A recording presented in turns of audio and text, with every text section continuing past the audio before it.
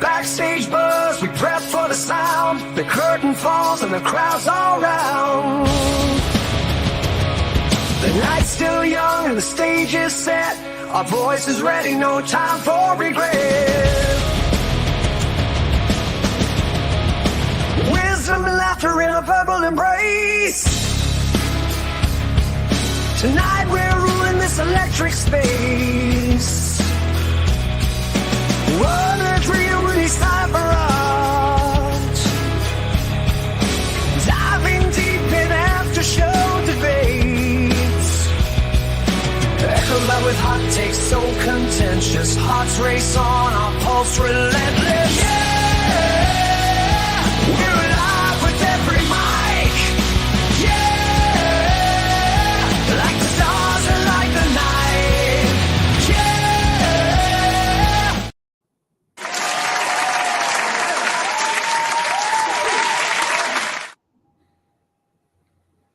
Enemies call me Namor.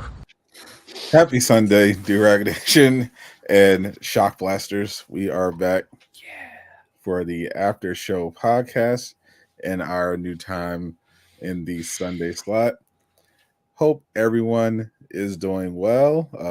I know everything is a little wacky right now as we just had the second assassination attempt of the election cycle. Jesus Christ. I thought they were talking about the last one, and people are making jokes about it.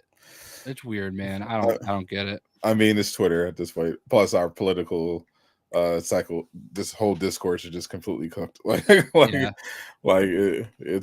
absolutely ridiculous. But we had another week in gaming. A lot of things going on. JayShockblast was delivered another bag of cash in exchange for promoting Funko Fusion, which I wish I got paid for that. But... he's having. I've been following Jay's coverage of the Funko Fusion. I played it a little bit myself. Seems that Jay is kind of going through it. I would call my Funko Fusion experience schizophrenic. Yeah, I am like on both ends of the spectrum. Like I'm up here and then I'm down here. It's welcome to the latest entry into the Soulsborne genre, Funko Fusion.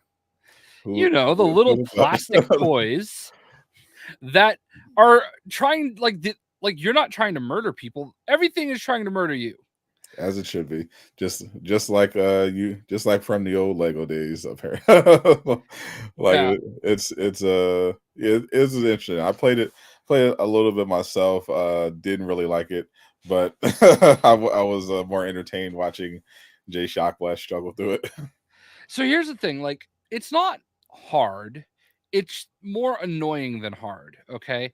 So here's the thing. All right, I want to start off by saying that like a lot of the people that worked on Funko Fusion are like really important people to me because the Lego games made my career, if you will. Okay. Like that is like built your house. Yeah. Like literally it's the house that Lego built. Right. Yeah. And like Arthur Parsons, especially. Okay. He was one of the main people behind the Lego games. He was like the face of the Lego games for so long, and not everybody that worked on Funko Fusion came over from TT Games, but some of them did, and he was one of them. And I really want this game to be successful. This is the first game that 1010 Games has put out, and you see the connection with the Lego games and the big Funko name, and expectations are high. And that I expected this to be a lot like the Lego games, not like a shot for shot remake, but you know, you would have a similar style, and that is there. Like the puzzles are there. I think graphically and the world design and the level design, I think it's like incredible. The music, it's great. And then you start playing the game and you realize that everything is trying to murder you all the time. And it's like stressful. Like you're trying to do these puzzles while you're getting shot at from enemies that will not go away. I played the Shaun of the Dead level, and I have a buddy, YouTuber that goes by Pack Attack. He has almost 5 million subs, and over the years we like go back and forth all the time trying to help each other out with stuff. And he's trying to unlock Mega Man right now, and I was telling him about the Shaun of the Dead level. And to unlock Mega Man, you have to like go through something in the Shaun of the Dead level where you escort him to safety. Right. And there's this one part I was telling him about where you set off some alarms, and at every point in time, there's like 10 to 15 zombies trying to murder you, and they never stop. Even if you turn the alarms off, they never stop. They just keep coming. It's like a horde mode that you don't want. You want like, you know, you play games, you're like, okay, like even Warhammer, right? You play Warhammer and you're in this one zone, you kill all the enemies, they stop spawning, right? That does not happen in Funko Fusion. And that boggles my mind because you're trying to do all these puzzles while also murdering all these zombies that are coming after you, okay? And everything is branded Funko, and I get it, and it's cute. I like it, but like in order to get health, you have to drink a Funko soda, which requires you to buy it, to have it in your inventory, to like press a button to select it, to press a button to drink it, to crush it, and to throw it on the ground. It's like this whole process to get your health back. And like if you don't have any of them and you die, you have 3 lives, and then it's over.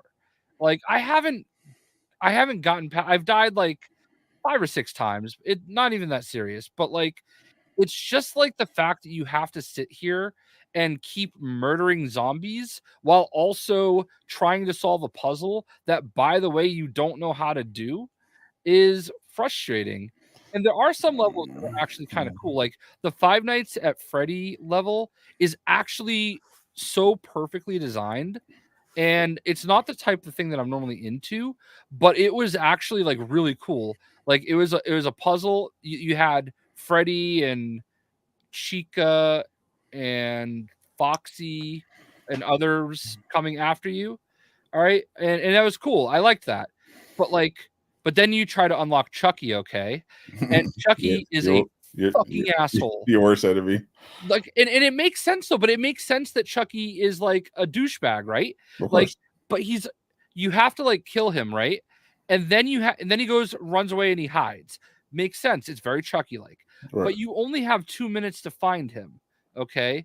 And you have to do that 4 times. And granted, he'll go in something and it shakes, it lets you know he's there, but it could be far away, and there could be lots of enemies that are also trying to kill you, while Chucky, who is like virtually indestructible, is trying to kill you, and you have to find him across 7 different levels, and it's always something that's hidden. It's everything is there for this to be an amazing game and an amazing franchise, but there's just a few things they need to tone down. And I think if they could just do that, I think it's gravy. Yeah, because it's unfortunate that this also came out not long after Astro Bot. You know, both on the surface seem like really fun, family friendly games. You know that can appeal to all ages, especially younger kids. It's fun, low stress, and just really well.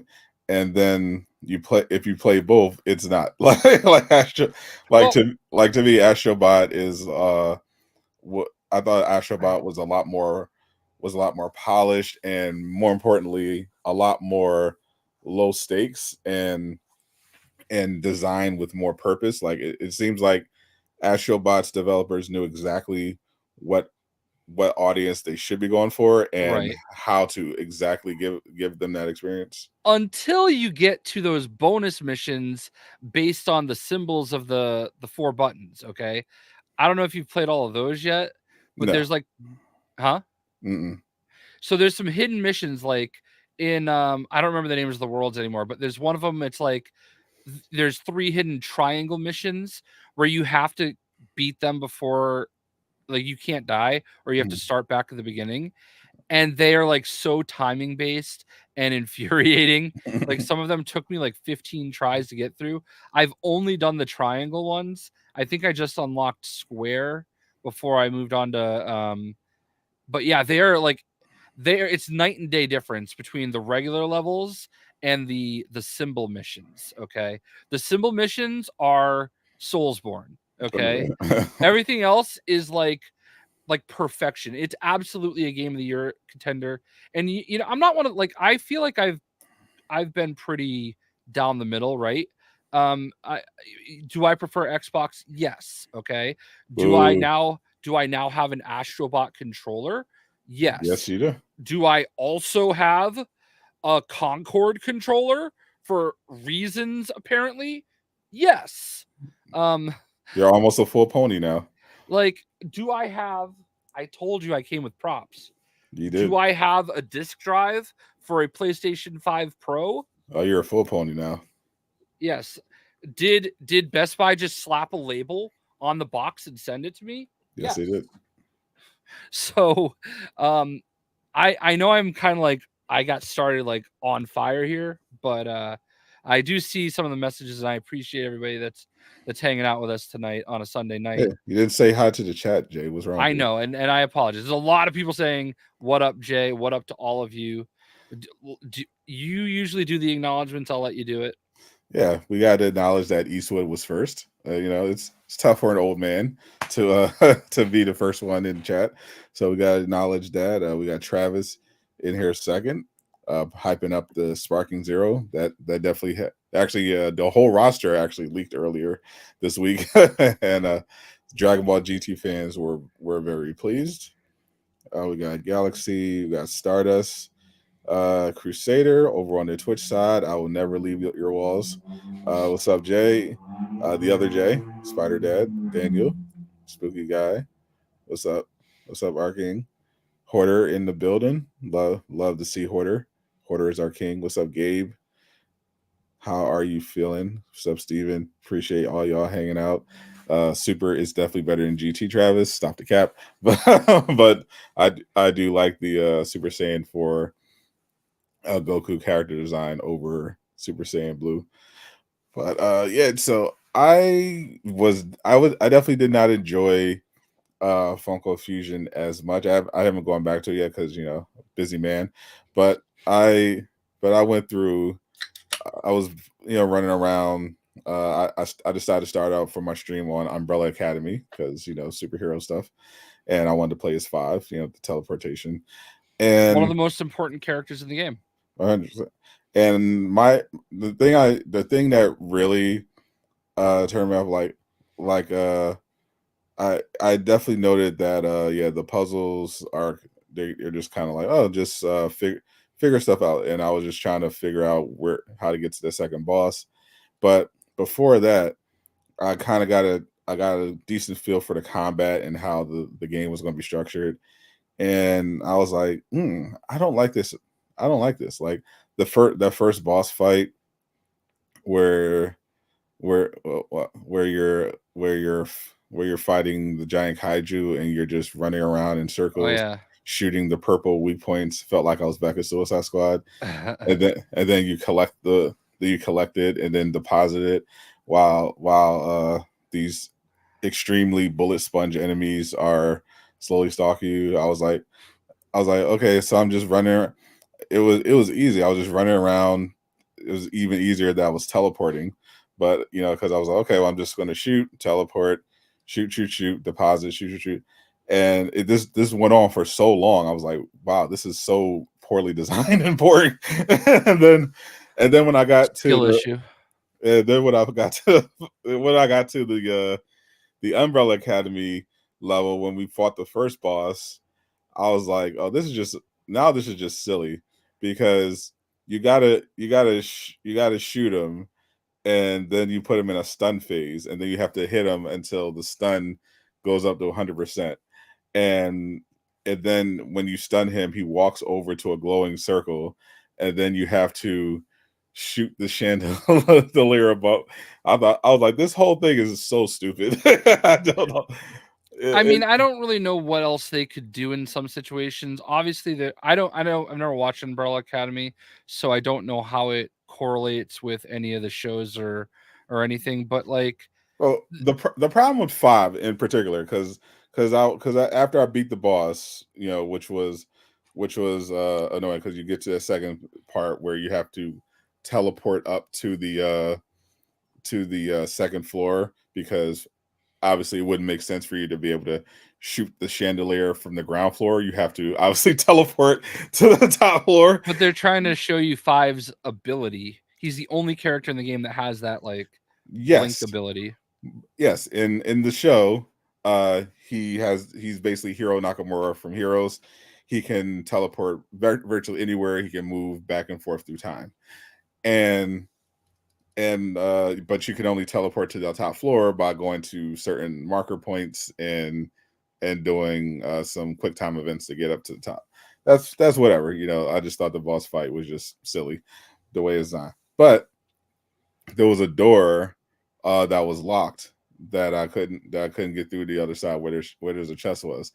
I was like, oh, good thing I can teleport through time and space. Nope. I mean, you gotta suspend your disbelief a little bit there. Not through this door. No, you just have to go and beat the other boss first, and then you get the key to unlock the door. Which I just thought was goofy. But yeah, just a comment, like, because you it was great that you compared it to a Souls game, because the other thing about Souls games is that the combat is more robust. Obviously, they make it a little clunkier compared to like a more flashier action RPG, but there's like an expected dodge, parry system, and you're expected to have like skillful interactions where you memorize enemy timing, use your skills and abilities in order to come out on top. And Funko Fusion doesn't really have that, at least not from what I played. It has the simplicity of the the Lego games, but with the enemy volume and the type of attacks, there's literally like no real skillful interaction. Like the melee, like I tried out some melee combat, and I was like, oh, this is not functioning at all. So the only thing you can do really be most effective is to just run around and shoot. and Yeah. And it is weird, especially when I was watching your Invincible gameplay, Omni-Man. Yeah. And I was watching Omni-Man just firing his gun. I was like, I don't like this. Yeah. I get that. And like, this is Gabe brings up a good point. When I was streaming the Masters of the Universe level, there were some people who were talking, and I never saw this interview, but apparently Arthur Parsons, during an interview with IGN, mentioned that their target audience was 20 to 45. And I'm fine. I get that, but I feel like instantly they're toys, right? They're Funko Pops. Right. Okay. They're fun plastic toys that kids love, and the target audience should have been 10 to 45. Yeah, Like I think that was what we would say, because there's a way to do like more children's stuff, but like lean more towards mature. Like I feel like Lego movies in particular do really well at that, but a lot of that comes across through humor and everything like that, and there's no dialogue in. Right, and that's something that actually Lego fans love. There are a lot of Lego fans that don't like the newer games that have dialogue. They want mumble mode, and what I will say is this game is definitely more mature. In the Hot Fuzz level, during the boss fight, a guy trips and impales himself on a spike, and then while you're sitting there fighting the boss, he's literally just hanging there with a spike through his face. And then obviously in the Invincible level, if you don't beat the giant kaiju thing in time, he picks up Mark and rips him in half and drops his bloody head on the ground. There are also skins for both Invincible and Omni-Man. That's how where they're bloody. So like, yeah, it's a more mature game, and I think they could have done that without making it so Soulsborne-y, I don't even mind if that's the vision they wanted to have, Yeah, go ahead, make a more mature action game with just have with the Funko branding, but like polish the combat to match that. Because if you're someone who plays those type of games, you're gonna jump into this, and if you hear it, oh, it's Soulsborne, you're like, what the fuck? No, it's not. I personally agree with Charles myself on this one. Somebody had asked, is it something that here it is. Could they patch in an easy mode? I hope so. I think they could. Like here, honestly, the solution is so simple. Okay. Like just have checkpoints. Like you're in this zone, you defeat the enemies, and they stop spawning. Checkpoints and at this point, basic accessibility options, like when it comes like a lot of games, AAA games these days just comes pretty standard, where you can like customize the game experience. Like you can like Outlaws, for instance, you can customize uh enemy aggressiveness and damage. You can mess around with how you want to do puzzles and stuff like that. How simple or easy it like hints on off. Like you can fully customize the experience, and it's like with this one, they're like, oh, this is it.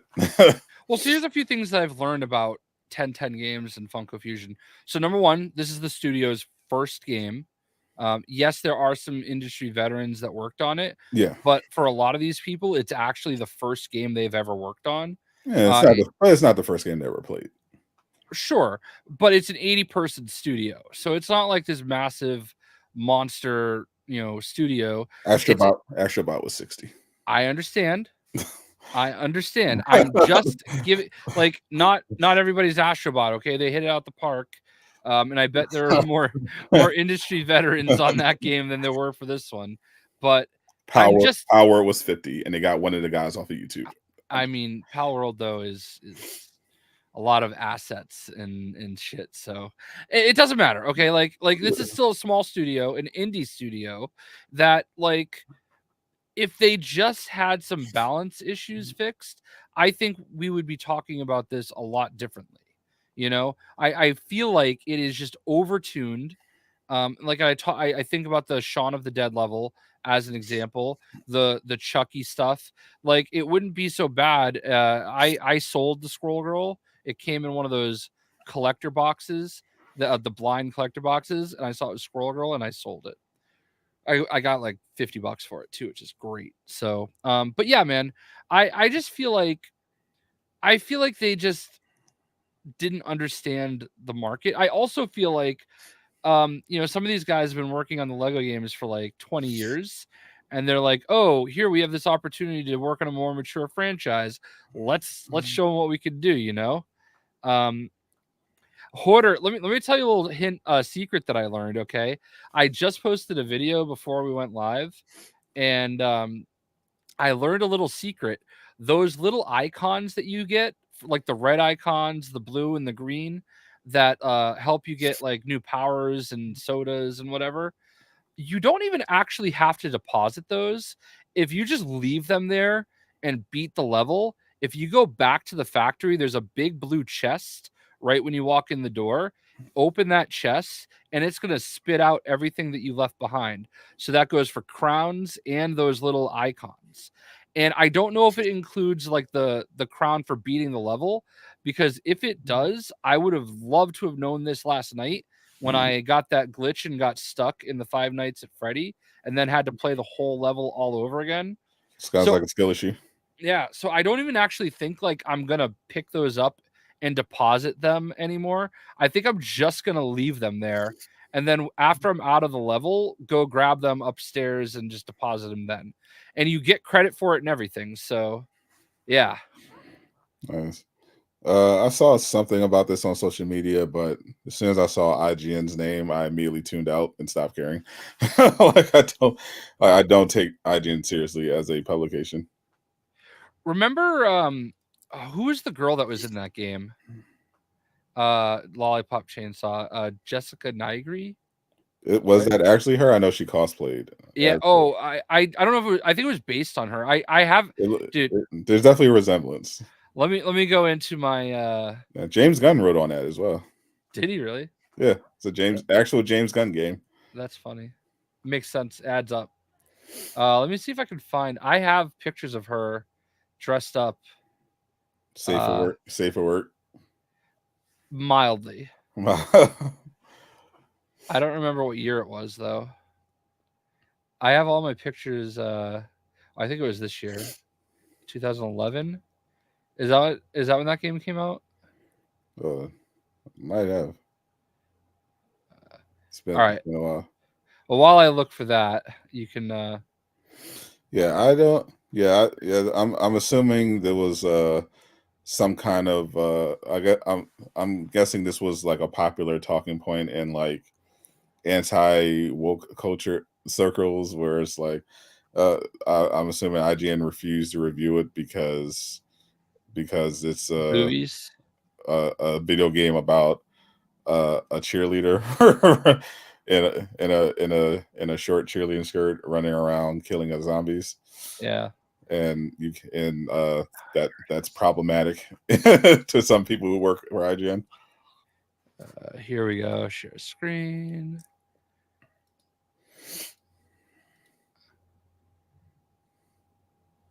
I'm telling your wife. I mean, this is 2012. So yeah, there's that. Also, stop sharing. There we go. Also, yeah, I got my David Ortiz hat, and I got my David Ortiz Funko Pop. My mom and I went to our only Red Sox game of the year this Monday, and yeah, so that's that. I think there's literally I saw someone post on social media. There's literally an achievement that you get in the game by trying to angle the camera down to look up her skirt. So it's that kind of game. And listen, stuff like that is not like, I don't really care about stuff like that, right? But if people do, who cares, right? Like, why does it matter? Like, if there are games that people like all your what's the word I'm looking for? Waifu games, I guess. Gooner bait. Yeah, whatever it may be. Okay, like if people enjoy that, just let them. What does it matter to you?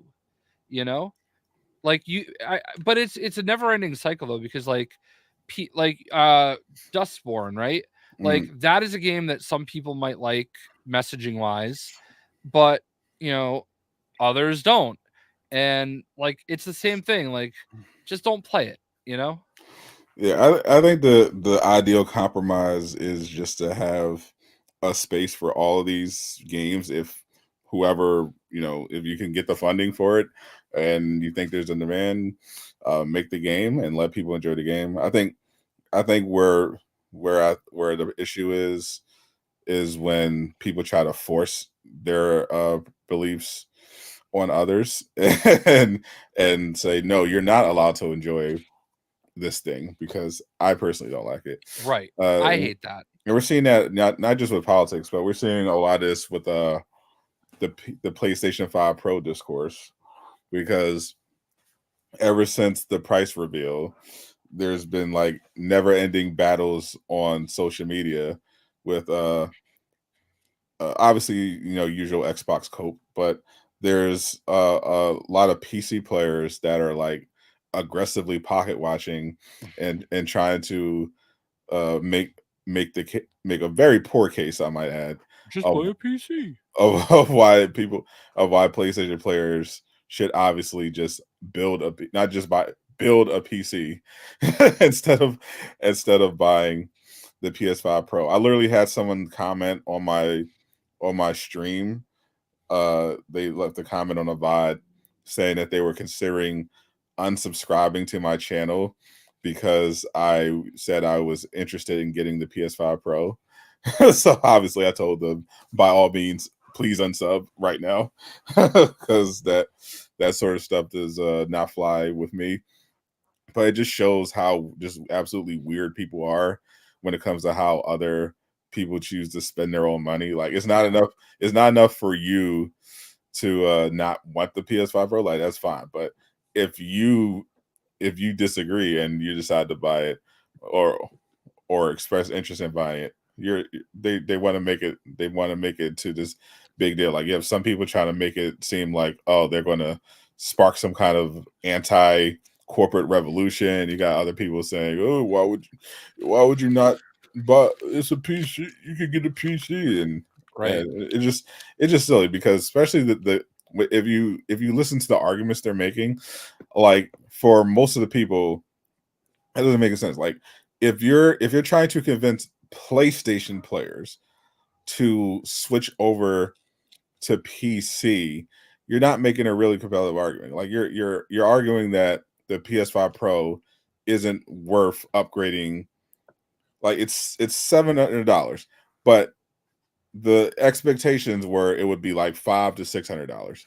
So instead of paying an extra $100 to $200 more potentially than you were expecting for a PlayStation 5, they're arguing that the upgrade isn't worth it.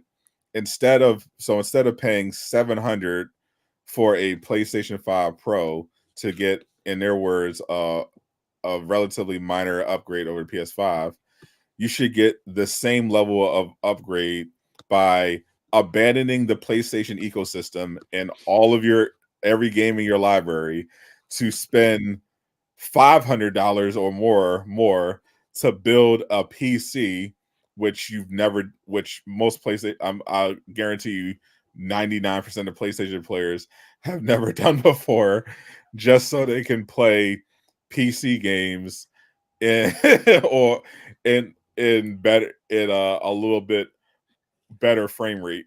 Let's be realistic, okay? I do believe that this is a misstep.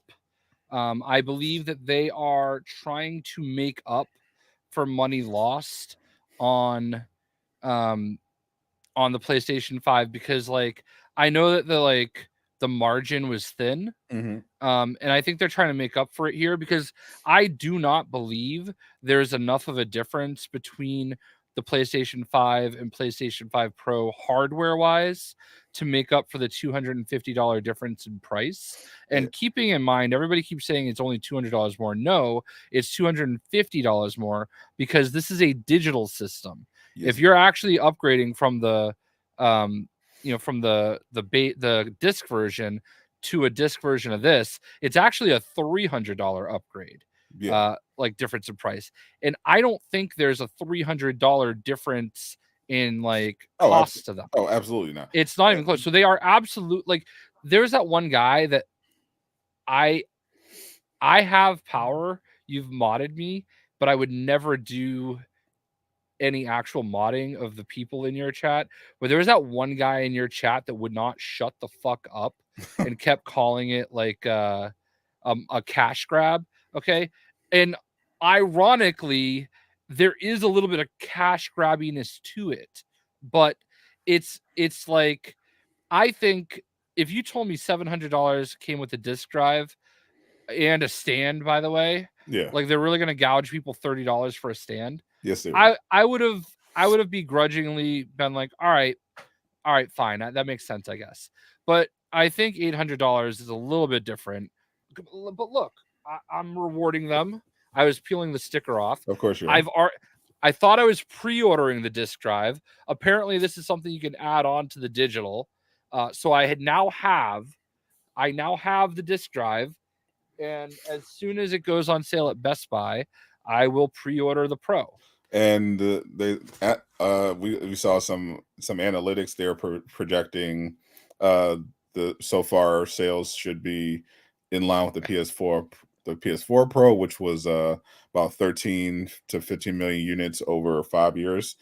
And I think part of the issue is that it's interesting they say cash grab because consoles are intentionally sold at a loss. Like they've typically Sony does the opposite of grabbing cash with their consoles. They're leaving lots of money on the table because they're banking on you getting into the ecosystem, which would make up for the losses that they're taking on the consoles.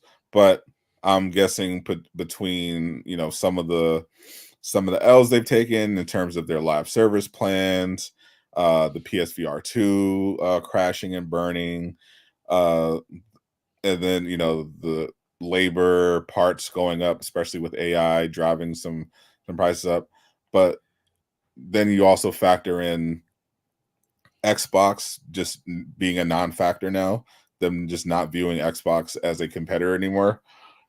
That allowed them to essentially set the price to a point closer to price point where they're not just completely throwing away money on these consoles anymore. I think that they're kind of trying to experiment to see if this is something they can do going forward, rather than selling consoles at a pure loss. Try to sell it more at a higher markup, similar to how Apple does their products, and see how that works out. And if the PS5 Pro is a success, I expect the PS6, whenever that drops, probably 2028, 29, to be definitely in that 700 range, bare minimum. And there's obviously a lot of inflation lately too. But I actually hope this flops, not because I hate PlayStation, but because I kind of want it, because Phil Spencer paid him. No, I'm literally buying one, and I don't think that this is. It's a trap. Phil Spencer's paying for it. I wish. I wish Papa Phil was paying for it. We didn't. When I talked to him out in California, we didn't talk about that. But anyway, I just kind of feel like people keep saying like these higher prices are crazy, but like, I don't know. Have you bought milk in the last few years and seen the price go up? Eggs, like literally everything is more expensive now. Yeah. Why wouldn't these consoles be? I just feel like there is not enough of a difference, and I do feel like they are taking advantage of a very rabid and excessively loyal fan base. And I feel like Sony as a company, I think it goes beyond PlayStation. I think it's Sony as a company, because they are struggling. This is one of their biggest profit makers, So, but like people are like, oh, but it's a 2 terabyte hard drive now. I'm like, I'm sorry, but the cost for them between a 1 terabyte and 2 terabyte is minimal. It's not. It's like a drop in the bucket. Like you can actually get a 2 terabyte SSD on Amazon right now for cheaper than a 1 terabyte, and that's retail. Like. Yeah. It's literally nothing for them. And I'm pretty sure Sony actually makes SSDs. I don't know who they get theirs from, but that's not Sony as a company is absolutely struggling. Yeah. They make other products other than PlayStation. And most of them aren't doing really, like their movie division hasn't been doing great. They're really the main division of Sony that makes money is their gaming division. That's basically the one that's carrying. So yeah. But that's the thing. I just want to say this though. That's the thing, Gabe, though. Like the extra space is appealing, but why go buy, like, say you have the disk drive version of the PlayStation 5. Why go get a PlayStation 5 Pro when for the difference in price, you could probably get a 4 terabyte SSD to add on to the 1 terabyte SSD that's already in it? Yeah. Just adding the 2 terabyte SSD to my PS5 was a game changer. Having that extra 3 terabytes was incredible. But I think this wouldn't be as much of a discussion if they had a better presentation. I saw that they were comparing it to the PS4 Pro presentation, which I think was like an hour or something, compared to the 9-minute technical presentation. Now I heard a theory that the PS5 Pro technical presentation was originally a lot longer, but they had a lot of Concord in it, which they obviously can't promote anymore. So they ended up cutting it short. I don't know how reliable that would be. It kind of feels like if it was a substantial length, there's no, unless they had a lot of plans for Concord and they were just want to have a big thing. Like I don't know about that. I was more surprised that they didn't have any Astro Bot. Like when like It you know just launched.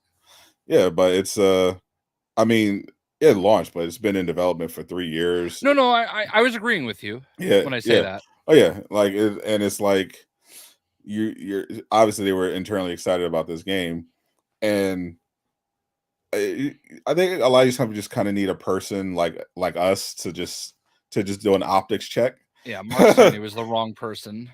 Like Yeah, that dude reeks dorkiness. yeah, but like the optics of starting your PlayStation 5 Pro technical demonstration by first hyping up how great the PS5 is on its own, and then the first gameplay demonstration you do of the PS5 Pro is a PS4 game.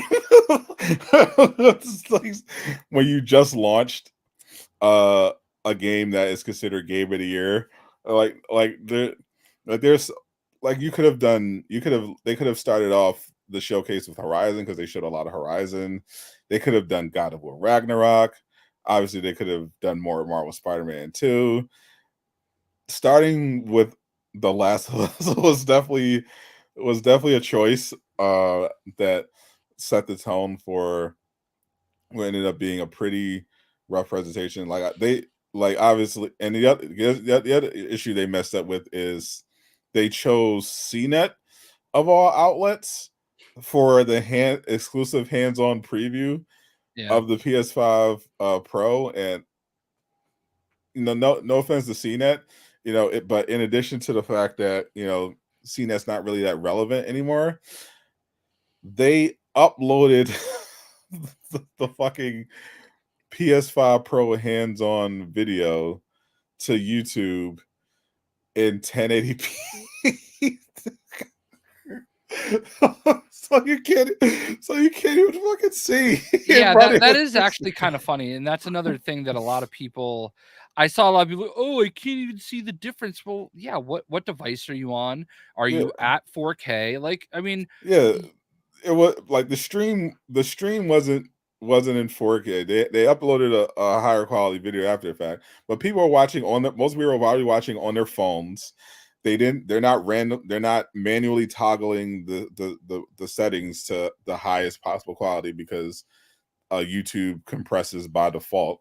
So even so, you have to, like, in a lot of cases, especially if you're on your phone, manually pick a higher quality. And then you have CNET literally just putting up a low res fucking version of their video, so no one can see shit.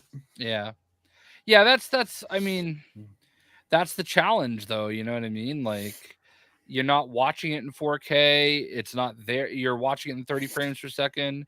I mean, you're not going to obviously see these extra things, but it's also tough to like listen to that technical thing and say, wait, you said the PS5 was going to do all of this, you know? Famously, the PS5 had 8K on the on the box. Right.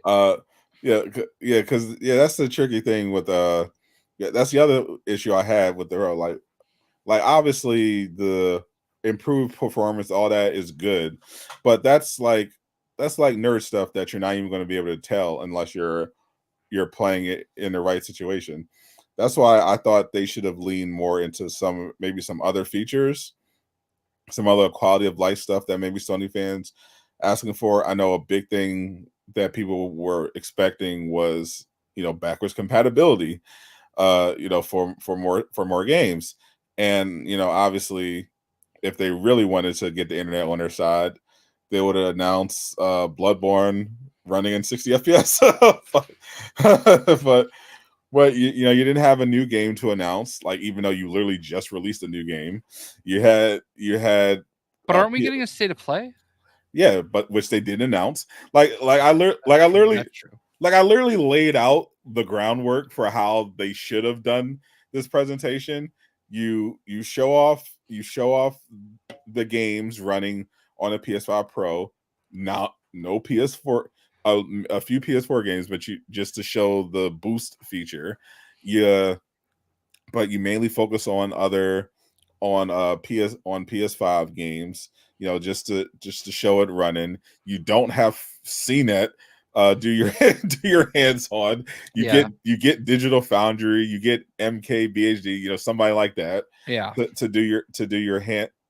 Get some other big creators to do the hands on.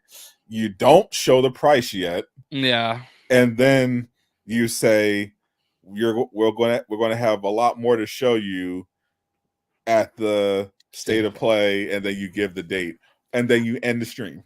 I do want to talk about this though, because the day before, somebody was claiming to have like leaked screenshots from the thing, and it showed backwards compatibility. But here's the ironic thing about that: you can't talk about backwards compatibility with the PS5 Pro because it doesn't launch with a disk drive. You have to buy the disk drive that's literally already fucking out. Yeah. So if they're going to add backwards compatibility, it has to apply across the board, not just to the PS5 Pro, because they're not making a special PS5 Pro disk drive. It's the same disk drive, right?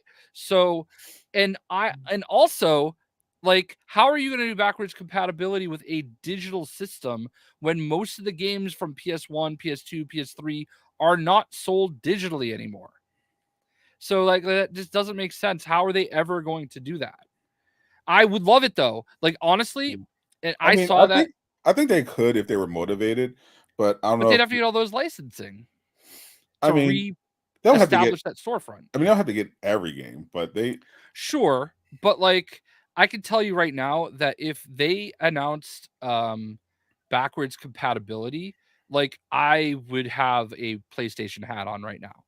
Like, because I have so many games on that I thought Xbox, when they were adding all the backwards compatibility, and granted, Xbox has way more backwards compatibility than PlayStation, like by a landslide, but they kind of stopped the program. And like, I've got X-Men Legends back there that I want to play.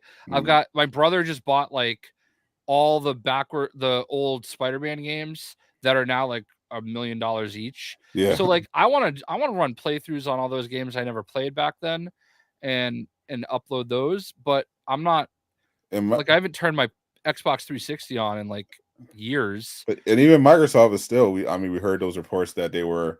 Activision was specifically reaching out, looking to bring back those Transformer games, some of the Marvel games like Ultimate Alliance and Deadpool, X-Men Origins Wolverine back into the storefront by working out something. Yeah, I mean, I have all those games either digitally already or on disc, so it's like but there's clearly a demand for backwards compatibility, and I feel like Sony needed something else to spice up this presentation, and they just didn't have anything, not even a surprise state of play announcement, and it was just kind of like I mean, I've definitely bought more. I've probably bought about 34 games this year, but 34 is the retired number of Boston Red Sox legend David Ortiz. When I first saw that hat, I didn't think of baseball. I immediately thought of Rule 34. And then I was like, wait a minute, Jay would have no idea what that is. I was literally about to ask you what is Rule 34. Yeah, exactly. So I was like, wait, it has to be baseball. he would have no way of knowing what that is. David Ortiz is my favorite baseball player of all time, and an all-around good guy. And they were having Funko Pop Day the other day at the Red Sox game, and I knew I was going to get a new hat at the game. I just didn't know which hat I would get, and I saw this one, and I said, "Ooh, I want that one." Oh, there you go, Jay. Here, Rule 34. If it exists, there's what of it. It's art porn. Okay. Yeah. Rule 34 of the internet is that if it exists, if it exists, like in the world, like a person, IP, if it exists, somebody has on the internet made adult content out of it. Gotcha. based on it. Yeah. So there he is, Big Poppy. Hall of Famer David Ortiz, 3-time World Series champion with the Boston Red Sox. Nice little flex there. Yeah. Yeah, we had him. We got to meet him this off season, and he's a cool dude. He signed when my wife and I went to Louisville. All right, my wife and I did a vacation where we went from Pittsburgh to Cincinnati to Nashville, and driving from Cincinnati to Nashville, we stopped in Louisville and went to the Louisville Slugger factory and had a special bat made that says the Joseph family, Jason, Rebecca, and Thor. And we had him sign that. And it has a Red Sox logo on it. Did you ask him to adopt you? I would have. I met David Ortiz back in 2006 at a mall in Tampa. The Red Sox were in Tampa for a series, and I drove down and went to a bunch of games. And I happened to be at this mall by accident. And he like walks out of a restaurant. And this is back before there were like camera phones and everything. And I just got to say, I was wearing his t-shirt too. So like we got to say hi, but never got the picture back then, but now I do. Do you remember you? No, God, no. Why would he? Let's be real. You're JayShockblast. I mean, I don't think that matters to him. He did survive an assassination attempt though. I mean, who doesn't at this point? Well, he actually got like literally shot and was in the hospital for a few days. We're worried. Yeah, what is with the assassinations going on? It's like the 60s all over again. Dude, I don't know, man. Like there's that guy on the 49ers that got shot. Yeah, it's getting crazy out here. Yeah. Hope they don't come after Jay next time. What a weird thing to say. I mean, you have a lot of enemies, Jay. I think they're all imaginary. They're all online. The internet online isn't real. Is that real? I don't know. It's getting spooky out here. I don't know what's gonna. I just feel like one of these days I'm just gonna wake up and we're just gonna find out we're just in the middle of a civil war. Are we gonna have time to talk about Kendrick Lamar? There's always time to talk about Kendrick Lamar. You're gonna talk about the Super Bowl. Well, he got the Super Bowl, and that's awesome. I think that's pretty cool. But then he actually dropped a new song after too. Did you hear it? No, I actually didn't hear it yet. Is it? Yeah. Is it the song that everyone's been asking him to release? I don't know. I don't know about that. It doesn't even have like a title. Like he just dropped it on his Instagram with a picture of some black Air Force Ones. Black Air beat Force, up. Black Air Force energy, love it. Yeah. They're all beat up and everything, and like it wasn't like directly at like Drake or anything this time. How's the song go? It's I think the party is over, I think is what we're calling it.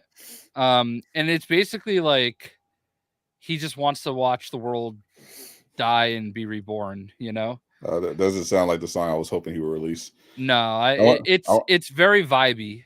It's definitely not that. I wanted to hear Stargazer.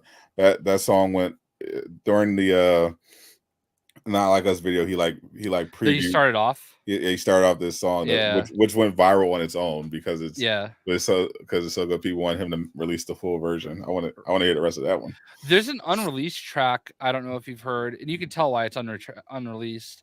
But it's like it mentions the Wu-Tang Clan in it. It's like I'm better. I don't know. It's pretty cool.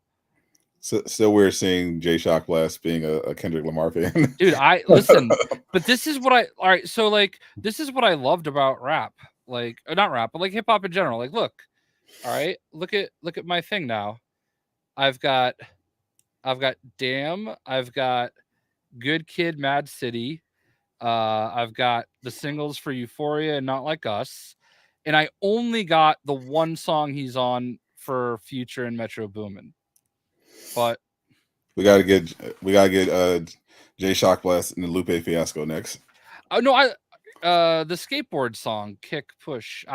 My buddy Chrome, like he loves Lupe Fiasco, and like I'm talking like 15 years ago, like he was always talking about him. I mean, I've listened to some of his stuff. He's cool. I like lyricists. He's my favorite. He's my favorite rapper. It's like one of those things where like one of the reasons I kind of fell out with rap and hip hop was it wasn't relatable to me. I don't think I Kendrick is relatable to you. no, he isn't. I understand that, okay, but like I also feel like he's telling stories. Yeah, for sure. And I don't feel like I don't feel like it's the same as like other people like saying, "Oh, I don't know, man." Like he has a way of doing it that like reminds me of Tupac a lot. Like I love Tupac. So you're saying you like him because you like music with a little, you like rap with a little substance. Yeah, like I need like I like the story. Like even like DMX, okay? Like DMX wasn't he was a pretty good writer, I think. Very good. But like he had those Damien songs, right? And like I got really into that. Like I loved like the story he told each album with the next song, you know what I mean? Oh, then you definitely gotta tap into Lupe Fiasco. Yeah, I'm sure I would like him. He does a lot. He does a lot of it. Lupe actually starting from his mixtapes, he created this story of these characters called it was an allegory for street life, but he created this character named Michael Young History, and he had like all these songs scattered out throughout his both mixtapes and his albums that are like all part of this interconnected story, and you have to listen to each song to get pieces of the story. I thought, and he does cool shit like that all the time.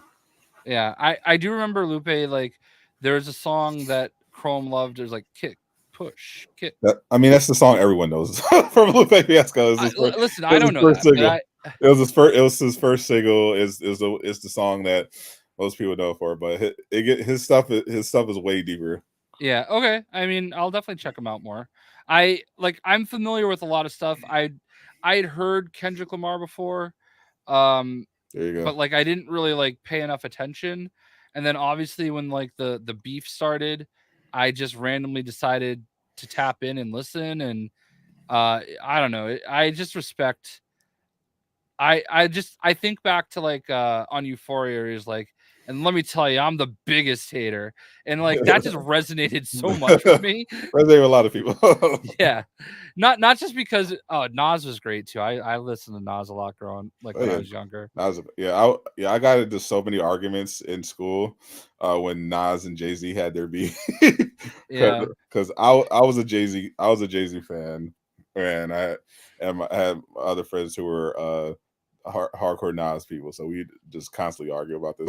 Well, here's one for you. Like back in my day, one of the ones I actually liked, this rapper named Cannabis, and he had a beef with LL Cool J. It's funny that you say it like this rapper named Cannabis, like he's not one of the most famous hip hop artists. No, I know that, but like I loved him. It's just the way you said it. It's like, oh, this guy named Cannabis. Like, all right, yeah, we know Cannabis. Okay, fine. Listen, I thought he fell off. Okay, like he did. He joined the Marines and all that. He actually there's you ever heard of like I guess it's slightly underground, but like Smack URL, the rap battle leagues that are happening right now. Sure. That whole scene has gotten up pretty big. I think URL is currently the biggest one, and they have these big rap battle leagues where these rappers get big. They don't have like songs on the radio or anything like that, but they build a large following and make a lot of money strictly doing these big battle raps in front of these crowds hosted by these different companies. And one of the things they started doing was they started having like legend rappers come and participate, to drive traffic. Like they had Joe Budden come on one and do a battle. They had Cassidy come on and do some Enes, but they had Cannabis on one of the battles, and he was really bad. Was he? He came out with a note with his actual notepad with him because you're supposed to memorize all your stuff and mix in going off the top if you can. Like that's the whole part of the skill of it. You do research on your opponent beforehand, and you write your different rounds. But then you also have the flexibility, and he just brought his notepad with him. And when he get lost, he would like try to read off his note. It was really bad. Man, that sucks. And that's why I hedged it, because I know he went out sad. yeah, I know that I thought Second Round Knockout, I think is the song that he had with Mike Tyson, and I thought that was like such an epic thing, and then LL Cool J ended him with like one rebuttal line, you Yeah. know, like he because Canada's like, oh, 99% of your fans wear high heels, and then LL Cool J hit him with 99% of your fans don't exist, and then like nothing else mattered, you know. At all. Actually, speaking of LL, did you see he has that new song with Eminem? I saw it, but I haven't listened to it. I was curious because I mean it's fucking LL Cool J, and you know how like I hadn't seen him in a bit, and you know it's nice to see him back rapping. And then Eminem, I was like, okay, well now I have to watch this. Yeah. So I watched it. It's good. It's fucking good. Yeah. like LL Cool J is actually killing it. Like, all right, I gotta listen to it then. Like, it's a great song. Yeah. Well, just because I know there's some people in the chat like, oh, I don't like rap. I'm a metalhead guy, all right? So I'm very excited this weekend. Next Saturday, I'm going to the New England Metal and Hardcore Festival. I am very excited to see the 25th anniversary of Killswitch Engage, and Machine Head is there. I'm very excited about those two. And I think Unearth is playing. I'm getting to see some of my favorite bands that I haven't seen in a long time. So I have very versatile taste in music, Mr. Blast. Yeah. I like a lot of things. Yeah, so I can talk about. I enjoy rap, of course. Obviously, you know, I used to be an actual rapper, but yeah, I listen to a little this, a little that, little metal here, little post rock here, a lot of post rock actually. I'm a big post rock guy. I love bands like Hammock and Explosions in the Sky. But of course I'm an anime guy, so I love all the J rock and J pop. gotta represent. I've seen Ministry. And like Hank, isn't Hank 3? Wasn't he in Superjoint Ritual with Phil Anselmo? But yeah, I'm very excited. I hope no one gets assassinated. Yeah. Speaking of concerts and people getting assassinated, did you see that M. Night Shyamalan movie Trapped? No. I don't know why, but I was just curious one day because I think no, it's Paul Tassi's fault, right? So Paul fuck you, Paul. No, I'm kidding. but he was mentioning I might have to see this M. Night Shyamalan movie Trapped because you know based on social media. So I took that to mean M. Night is made another good movie, you know, because he definitely had a drought there for a while, but you know he bounced back a little bit. I've seen some stuff that I thought was okay, and I saw previews of Trapped. You know, it was about the pop star. This dad takes his daughter to this pop star concert. You know, she's supposed to be kind of like a Taylor Swift type, and the twist is that which they put in the premise is that the dad is actually a serial killer, and the entire I know what you're talking about now. Yeah. And the entire concert was a trap set up by the FBI because they found out he was going to be there. Yeah. So they just set up a trap to try to arrest him. Interesting premise, but I was like, all right, well, it's M. Night, so let me watch it. You know, I was thinking the whole time, you know, what the big twist was going to be, and it turns out the big twist was that the pop star is M. Night Shyamalan's daughter, and he made this entire piece of shit movie to promote her music. Wow. that was the whole twist. There was no actual twist. It was just a piece of shit movie where he promoted his daughter. He actually made her the main character at one point. And just it was like literally my daughter does music. She's pretty Nepotism. Good. Way worse than Bronny's. Oh my god, I found like the most hilarious picture of like the most hilarious 2K glitch of Bronny. Let me see if I can find it. I have it saved. You'll appreciate it. Oh, I bet I pushed it. Hold on, I gotta find it. It was good. Yeah, and no hate to his daughter. She's actually good. I actually do liked her music, but yeah, the fact that that's clearly the only reason he made this movie because there's nothing else to it. Like like the plot was horrible. Like there was nothing. There was like no thought put into this beyond the fact that I have a daughter who is making music and I want to promote it. Yeah, look at this. Bronny sitting on LeBron's lap. Oh my god. It's like so funny how that worked out. Yeah. Oh Lord. That's yeah. So I definitely do not recommend that movie. I don't think all nepotism is necessarily bad. No, Like there are some situations where it makes sense. yeah, this particular is pretty egregious. Yeah. Well, like no, like everybody talks about nepotism in like the sports world, and yeah, Bronny is an example of a little bit of nepotism.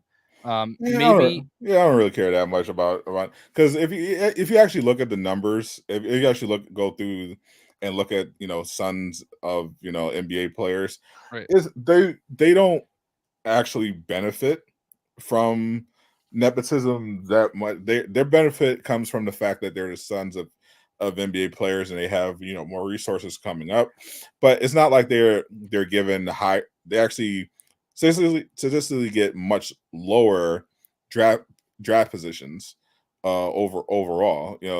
Curry famously slid way down, Right. even though there were 2 point guards ahead of him, Ricky Rubio, who obviously he's much better than, and Johnny Flynn, who is not who Washed. who washed out of the NBA within 3 years. So Yeah. Well, no, I was thinking more like Bill Belichick. 2 of his sons, he hired them on his coaching staff, yeah, and people were like, "Oh, nepotism," but like in especially in coaching, like in the NFL, like coaches' sons end up being like good coaches a lot of the time. yeah, And like, I don't know, man, if you're trying to develop a coach, wouldn't you want somebody that literally grew up exactly. with the greatest coach to ever do it? And like, and his son Steve ended up being the defensive coordinator last year, and he was great. Now he's the defensive coordinator out at University of Washington. But like, yeah, it just doesn't make sense. Like, there are some situations where, sure, you get ahead because of who your parents are, but sometimes it works. Sometimes it doesn't. Don't get me wrong. Probably more in the business world, but like sometimes in sports, it like makes sense.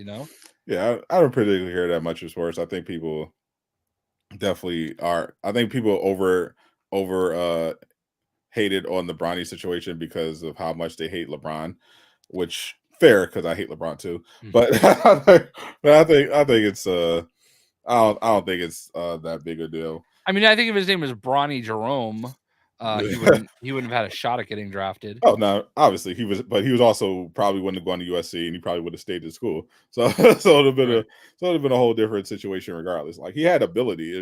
Yeah. It's just like he went out early because he knew he was going to get drafted. But I'm not too worried about it.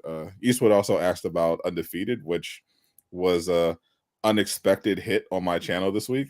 Yeah, I found out that I forgot who someone in chat mentioned this while I was playing the Marvel vs. Capcom collection. Yeah. That Undefeated had been added to the PlayStation 5 and was just free in the store. Undefeated is, of course, this game that released on Steam back in 2019. It was made by 3 college students in Japan. Oh, yeah. I retweeted that. Yeah, for a student project. And yeah, I posted. I did some follow up stuff to it, but yeah, it was. They basically made a Superman game. They for their class project. They made a Superman game in Unreal Engine and dropped it in 2019. Put it on Steam for free, and it resonated with a lot of people. It got around 2 million downloads, which is pretty crazy, and apparently they got enough attention from that game that they got a publishing deal. They were able to start their own studio called NDS Games, and they are doing a fully produced sequel to Undefeated called Undefeated Genesis. Looks pretty good. It releases in 2026. so far on PC and PlayStation 5. But as you know, leading up to that, they released Undefeated, the original, in the PlayStation Store for free. They even added an update. They added some new challenges and some new superpowers. You get the heat vision now. So I tried it out on stream, and a lot of people loved it. I put a lot. Last I checked, because it did pretty good numbers when I was streaming. I think it got around close to 10,000 views while I was streaming, and now it's, I think, around like 40,000. Nice. So a lot of people who resonated, sent a lot of new fans over to those devs to check it out. But you know, I was playing, I was just thinking, like, imagine if someone actually, you know, a AAA studio took on the challenge and like made a proper Superman game. It's crazy that it's taking this long. Like, what is WB doing? I don't think it's a matter of they can't do it. I think it's just a matter of, for some weird reason, they don't want to, or anything. Like, I think in the case of WB, I think it's just 100% from like mismanagement. Like, they were actually going to sell their game division at one point, but then someone smartly told them, you can't fucking sell it, it's too valuable. And then, you know, Zaslav started getting a clue, like, oh, when Hogwarts Legacy hit, like, oh, people like video games, oh, maybe we should look into this, you know. And you know, then they hired James Gunn on, so you know, Gunn obviously knows more about this stuff, so he's more focused on it. But yeah, before they just kind of floundering around, like not properly utilizing their IP, especially the DC thing, because they definitely could have done it by now. I'm gonna give credit where credit's due here. This is a good one. Nah, because Triple A's like, let's make it a lowest game. Yeah, I'm not gonna lie, that is a pretty good one. Woke. Got it. Well, that's why you got to make sure Easter Studio does it. Yeah. I don't know, man. Like, I don't know. I don't understand what is going on with WB, like, in a lot of ways. I mean, obviously, everybody keeps talking about Wonder Woman, like, what's going on with Wonder Woman? You know, I understand that. Like, there are people that think you shouldn't announce a game like until it's like basically ready to come out. And if you do announce the game, you owe like a shot for shot tale of what's happening. And I don't know, it is frustrating. I get it. Like, we're fans, we want to know. I get that. I understand completely. But like, at a certain point, I do wonder what's going on over there.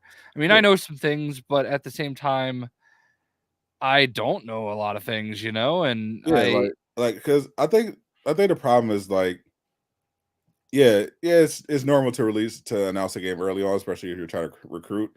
But when you do have something to say, because we know they do, because we saw that leak survey, so we know they have stuff to promote and they want to send around, but they're not doing it.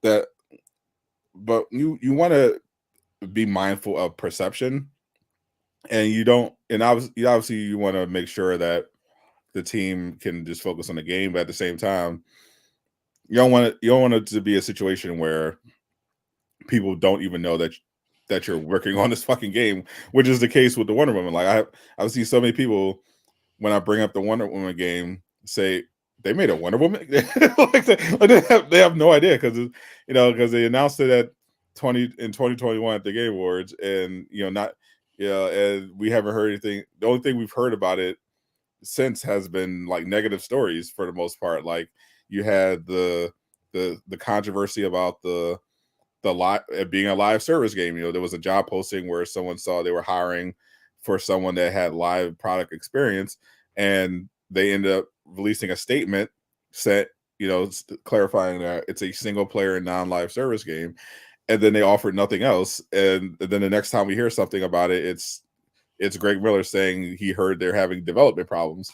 So like, the narrative is set where it's like, either you have a bunch of people who don't even know the game exists, and you have people who think that the game is going to be live service or have problems potentially because like you got at a certain point you have to be able to balance out your need to not over promote, focus on promoting, showing too much, while also kind of keeping the game in the public's mind.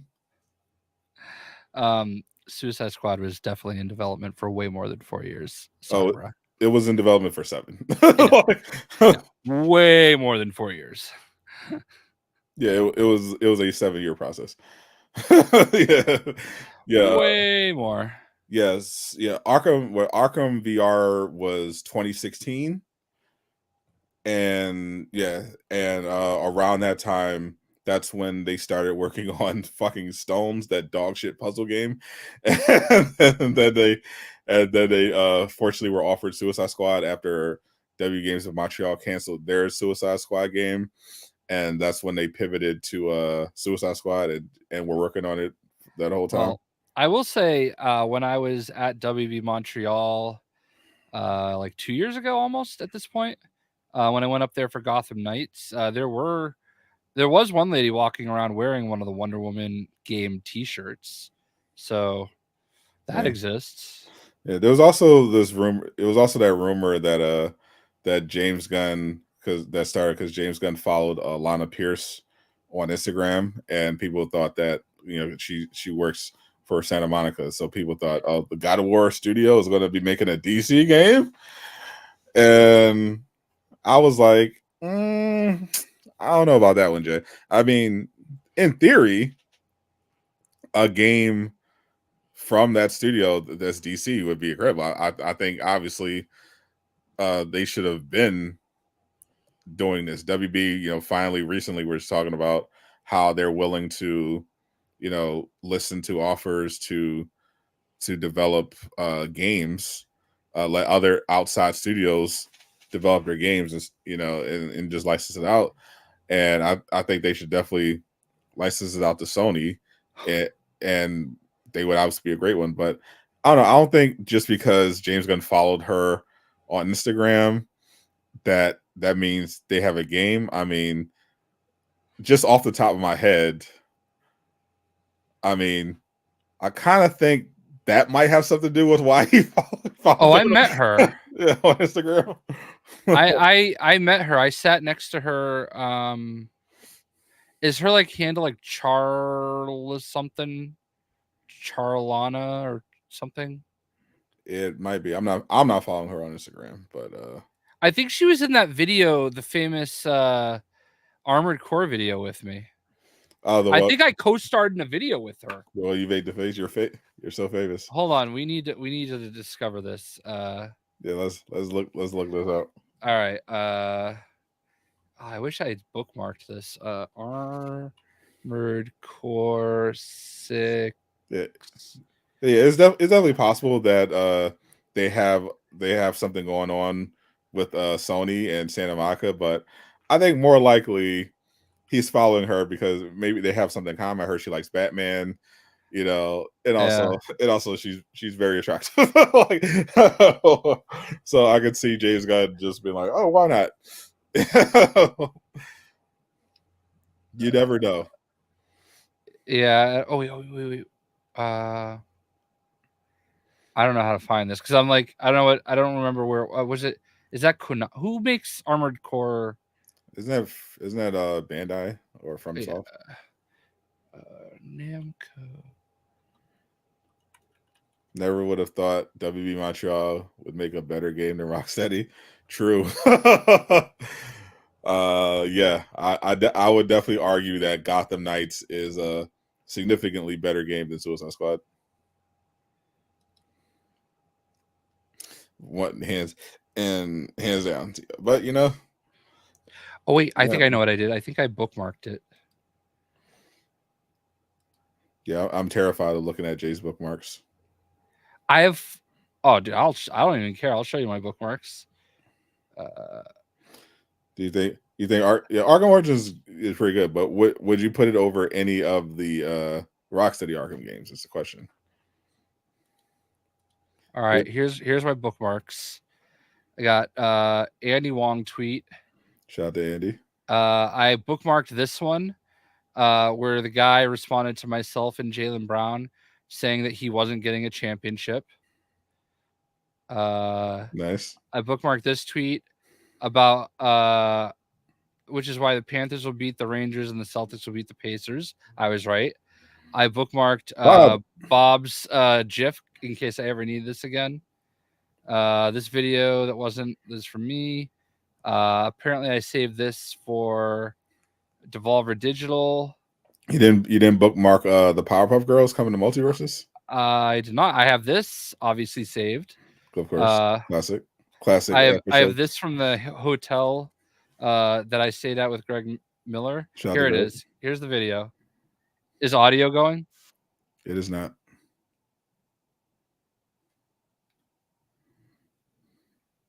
There's Jay. Look at Jay. Hold on. Can you hear any audio though? Nope. All right, let's try this again. Hold on. Present. We got Multiverses listed. To be fair, a lot of people did. I am looking forward to playing with the Powerpuff Girls though. I'll pop in. They look pretty overpowered. So I'll try them out. I popped in for Samurai Jack and Beetlejuice as well. You hear it now? Yeah, I can hear it. All right, I'm pretty sure she's in this video with me. I did see a blonde. There's a JayShockblast. I think she was literally behind me.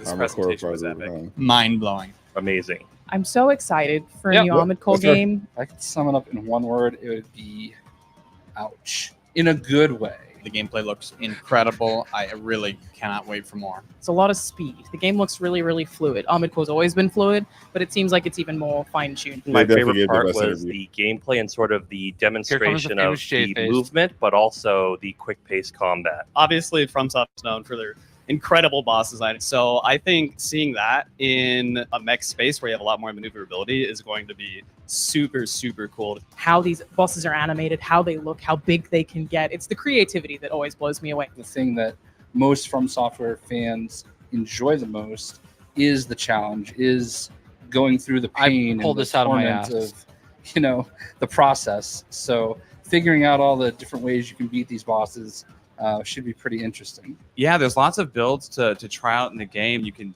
change out different parts of your mech. It was like head, chest, arms, legs. You got 4 weapons that you can choose. I think changing up like how agile your character is going to be an awesome Here time. comes the famous I think I'm going to try dual plasma daggers. Build-wise for me, I want to be all speed all the time. I would say I prefer to do a mech that's a little on the heavier side, but at the same time emphasizes speed and also hard-hitting weapons with maybe just a tad bit of melee. Hopefully a lot of boosting. Hopefully I can jump around, a lot of verticality. These are huge environments, obviously. So I think that's what I'm going to go for, but I could die at my first boss and have to rethink all of that. So who knows? How many times am I going to die? Hopefully, eventually 0. I'm going to die in the loading screen. I'm not going to die in it. Oh, why? Because I'm a god gamer. Elden Ring kind of changed the playing field. And Armored Core is a different look at it, a different look at the playing field, a different kind of game. I'm really excited to actually get my hands on the game and see where it can go. Jay's best interview by far. Yeah. Anyway, and that was actually, hold on. I had two more things in my. I literally don't even use bookmarks. I had 2 more things in my bookmarks. This one from 2018. Someone drew me fan art. It looks accurate. That looks close to Rule 34. And then my buddy William, he asked for song requests on the piano, and I said, "Do the theme song from Top Gun." Oh, and then he did it. So it's pretty impressive. So there you go. So I was in a video with Alana Pierce. We're so proud of you. Who is followed by James Gunn, and may or may not be making a DC game. I don't know what any of that means, but I can tell you that Armored Core never even had the decency to send me the game at all, and he had the best interview. I literally had the best line in the whole goddamn video. I'm going to die in the loading screen. Literally the best line. Couldn't even give him early access. I mean, I would have died in the loading screen. Maybe that's why. Maybe I talked them out of it. I had no business being there. I have no idea why they asked me to be in that video, but I wasn't gonna say no. Their instincts were spot on. You gave a great interview. Listen, they said what they were looking for. I gave them what they were looking for. Boom. I pulled everything I said out of my ass. And that's why you're a professional broadcaster. Exactly. Yeah, for the record, I would not make a Moon Knight game. I would, if I'm doing a street level superhero game that I'm overseeing, it's going to be Daredevil or Green Arrow, maybe Black Widow. I like the idea of a Black Widow. Actually, I had absolutely make a Moon Knight game. Actually, had an idea for where Rocksteady should have done instead of a Suicide Squad game. They should have just made a Deathstroke game where it's basically Hitman, but you're Deathstroke. I like I have a great idea for what they should have made instead of Suicide Squad. Batman Ninja. Feudal Japan, art style like the anime, open world RPG, basically Batman of Tsushima in anime art style.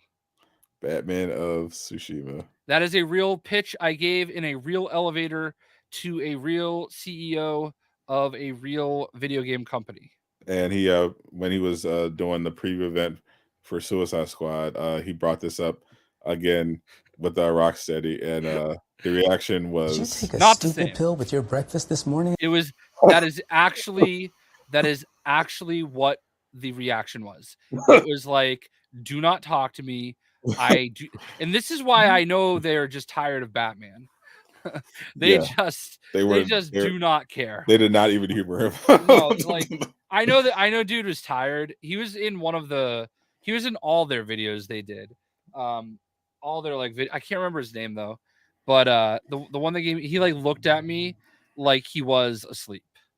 And I didn't even want to do it. Alan made me give the pitch. Like I wasn't even gonna do it. I was like, I didn't think you guys want to hear about Batman. To be fair, I wasn't gonna do it. I am done with Batman for a while, but I would still play that game. Yeah. So now I have to be careful though, because like I can't even just tag Uncaged Games or Caboose whenever I make the joke. Like Jordan and Alan got mad that I didn't tag them one time. So I try not to make the joke as much anymore.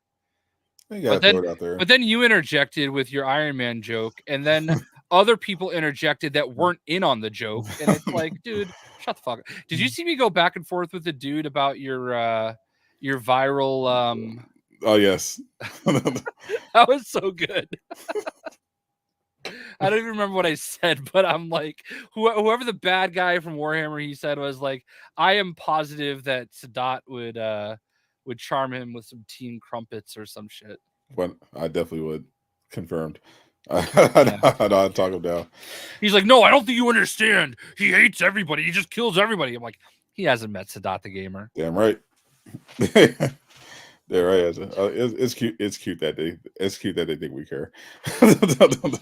Like my response to that was like just a total joke, but it is funny though. Like when we like you or I or me and Caboose or anybody, like it's funny when you have like an in joke that you're making with each other, and then other people interject, and it's like, bro, shut the fuck up. Yeah, you literally have no idea what's happening here. Yeah. That's right. Yeah, Travis apparently he wants the Iron Man game to be as good as Anthem, or it's a flop. I mean, was Anthem good?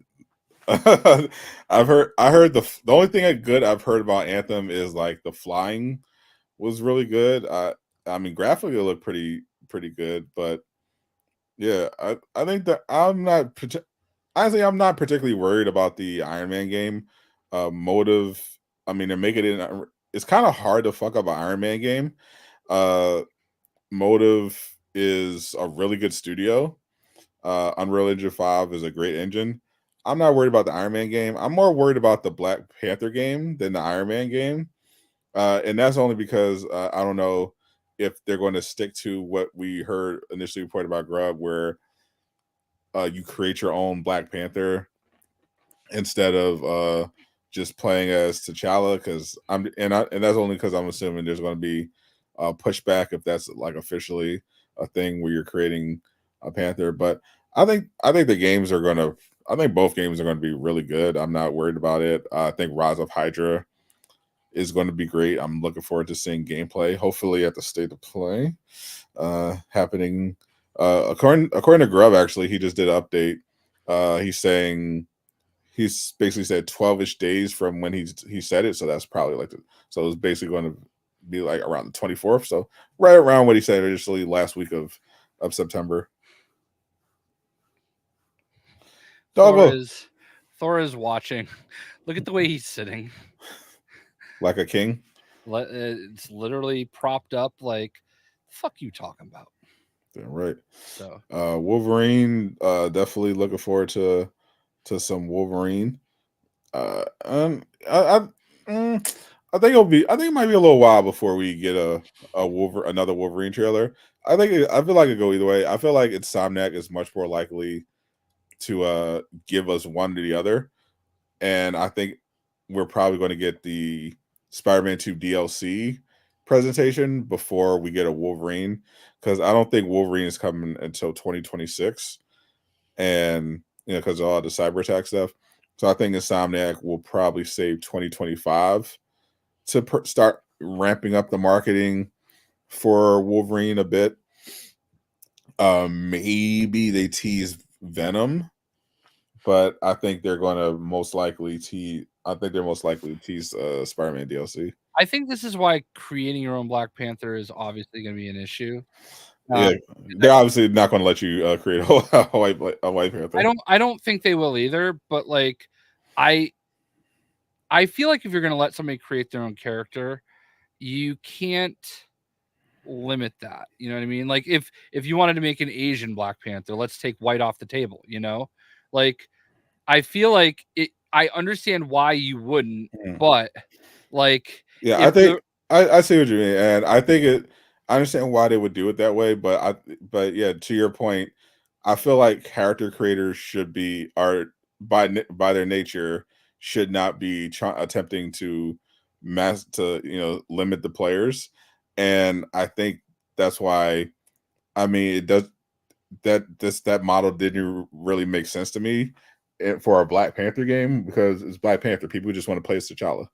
Exactly, and that's what I want. You know, I like character creation in a superhero game is great, but that's for more so for a game like RPGs. Obviously, you create your own original character. Like if you're going to do a superhero game where you're not an established superhero, where you're creating your own hero and you're uniquely being a part of this world, then yeah, go nuts. And that's where it makes sense to have. But we're talking about taking on the mantle of Black Panther. Just fucking give us T'Challa. Right. I agree with that completely. But also, I will say this: the way that you can get around that is, like, think about let's talk about Dragon Age, right? Dragon Age is coming out, and they're gonna have a character creator. You can make yourself an elf or a dwarf or whatever. Like when you make yourself as that style of character, like there are limits to that race, like what they can be, what they can look like. You are making yourself as a Wakandan, okay? And by definition, there is not, you're not. I think Wakanda is like 100% indigenous. You know what I mean? Except when Bucky is visiting, right? And I mean, I feel like he was a little down and he wasn't procreating, so I don't think you know what I mean. Ross definitely wasn't. Yeah, so I mean, like, I feel like that's your get around. You're not creating a character, you're creating a Wakandan. You know what I mean? And I feel like that is a fair way to like describe it. But with that said, I don't want that. I just want to play fucking T'Challa. I just want T'Challa. And even in the elf example, like in the RPG, there's really no limits on the only hard. That was the first thing I could think of. The only hard rule is that they have to have elf ears. Like you could like Baldur's Gate 3, you can make an elf race, but you can also make them red. You can make them brown. Like you can do whatever the fuck you want, really. In that character creator. Yeah, I couldn't think of any other races. There's like, I remember there being one race where like you could only be like brown, red, or blue, basically, you know? There were no lighter options. Like, that's kind of what I was trying to get at, but yeah. Yeah, you can't make an elf orc. Yeah. But I do feel like you know, for the reasons we're obviously seeing in chat right now, that like there is a situation where the culture war would take over a create your own Black Panther where you know. Yeah. And there it's unnecessary. Just give us fucking T'Challa. And obviously, if it came on PC, someone would mod it. To to have a white. Yeah, we can get rid of all of this by just making it T'Challa game. Exactly. And that's I just don't like why, you know, why? Why mess with it? Like, you're the Iron Man game, you're going to be Tony Stark. The Black Panther game, you should be T'Challa. Like, let's not overcalculate it. Like, like you're playing with established characters. We don't need that at all. We just roll with that. If you want to make like a X-Men Destiny type of Marvel game where you're joining the Avengers as an original hero, that'd be very cool, and you can go crazy on the character creator. But for something like this, let's not get too crazy. But I do absolutely want that game. Create my own Avenger, and or I can join a evil organization or something. Be a anti-hero. Be a enemy of the Avengers. I think one of those games would be pretty interesting. There's a lot of potential you can do, and I just want them to do more superhero games. If any, I would want DC to tackle it, because I just feel like DC is just trailing so far behind right now with their games. Like, if you look at their upcoming slate, they have Wonder Woman, which the only thing we've heard lately is that it's in trouble. You have Wolf Among Us 2, which has been delayed twice now, and looks like it's not even coming out to 2025 now. And you have Arkham Shadow, a VR game, releasing this year, and then a lot of question marks. and compared to Marvel, you're just rolling off. We're just rolling off a few. Like, we just rolled off Iron Man and Black Panther games. You got Marvel Rivals releasing in December. You've got Blade releasing in a couple of years. You got Marvel's Wolverine. Obviously, Insomniac's doing Spider-Man 3. A Venom spinoff. You have Rise of Hydra coming out next year. There's supposed to be a third Marvel game from EA. It's like they're just cooking up all this stuff, and it feels like we're just waiting for Disney. We're just poking the stick meme for DC. Like, do something. Yeah, Blade. Like announce something. Like, where, like you have a whole universe, DC universe. You just started back up. I did do a game pitch to the head of Marvel Games. At Summer Game Fest, no, God no. At Summer Game Fest, I sat in on that panel he did, and it was him and Danny Koo was there. Wait, didn't you basically just pitch a Marvel MMO? I basically pitched Marvel Heroes 2. Yeah, but under the guise of Marvel Ultra Alliance 4, basically. Basically revive the Marvel Ultra Alliance franchise and use like what we got from Marvel Heroes, kind of merge them together and profit. Yeah, I would definitely be here for it. Like, I was like, when we heard that Daybreak was doing that Marvel MMO that was supposed to be like the modern version of DC Universe Online, I got super excited until that whole thing crashed and fucking burned. When we saw the concept art, I was like, oh, that's why they canceled it. It looks like shit. Like easily avoidable. But yeah, that's the big thing with there is that because Disney Marvel doesn't publish anymore, we're kind of at the mercy of whatever studio decides that they want to either take on a Marvel game or do a long-term partnership, or for a certain amount of games. Like, that's why I feel like NetEase might be that key for us, because they have a because usually it's like bigger companies that can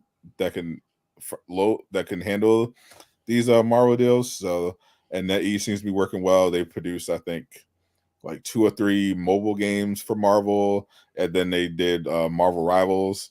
So they've been expanding. They have Where Winds Meet coming out. They're doing more AAA stuff. So I can definitely see them trying to tackle another Marvel thing after Rivals. They're a really big company. Maybe they do that MMO. I don't know. I would personally absolutely love a Marvel game or a DC game, either one that's like you see. Did you see was it Black Desert, Crimson Desert? Oh my god, I get email like the fake sponsorship emails for Black Desert online. Yeah. I get those like 7 times a day. Yeah, Crimson Desert I think is the action RPG that everyone's been hyping up since 2019, that we finally got. It's supposed to be coming out next year. It's they recently had some demos this year. They dropped 50 minutes of gameplay. Looks amazing. It's like this huge open world, RPG. It kind of looks like exactly what Dragon's Dogma 2 should have been. But I want to see, one of these companies kind of explore taking a superhero game in that direction. And because I feel like that's the one thing we've been missing. Like usually the model has been like, let's recreate, Spider-Man or Arkham, or try to do, some kind of mobile game or, PvP situation. But I think a proper like big open world action RPG would be crazy. Yeah, like something maybe like what's the name of the game? Elder Scrolls Online. Yeah. That would be kind of cool. I don't disagree with that. But with like really good combat, because the combat in I think it's Black Desert, that looks awesome. The combat looks awesome. Because that's the one thing I don't like. Like DC Universe Online looks dated, because it is. And yeah, the idea of it is great, but the graphics and the combat just looks like shit. DC Universe Online is the reason I bought a PlayStation 3. Yeah, that tells you all you need to know.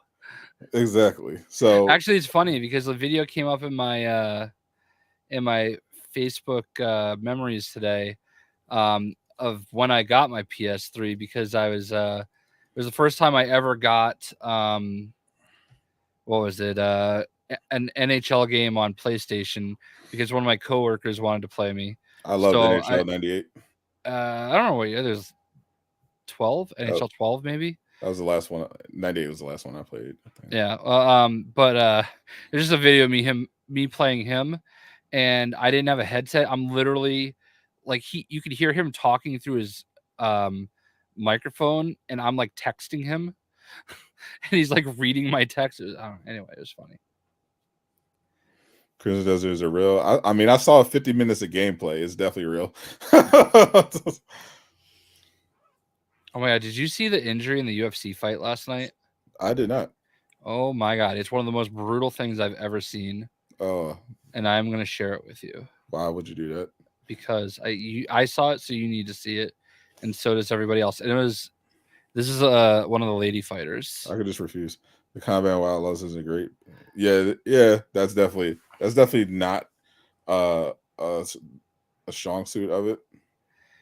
And that gash is even worse if you see it move. I'm not seeing it move. I'm actually looking at my TV right now. So yeah. Well, I tried. Everybody else had to see it. I refuse. Yeah, like she got like her face bashed in. It's pretty brutal. Yeah, that's rough. Yeah. New World. I'm not really interested in New World. I think I heard they're doing a lot of new stuff, and got a block. You're welcome, Art King. But I just every time I think of New World, I just think of High Ruler bitching about it, and I just can't get past I it. tried New World out like for like 10 minutes, and it didn't have controller support, so I was like, I am out. Yeah, I think I'll just wait for Crimson Desert. Like, I'm good on that. Are you gonna try the new Helldivers update? Oh, of course not. What am I saying? I haven't played Helldivers since like the first like. Yeah. I played it for like the first week I got it, and then like never again. Well, Helldivers 2.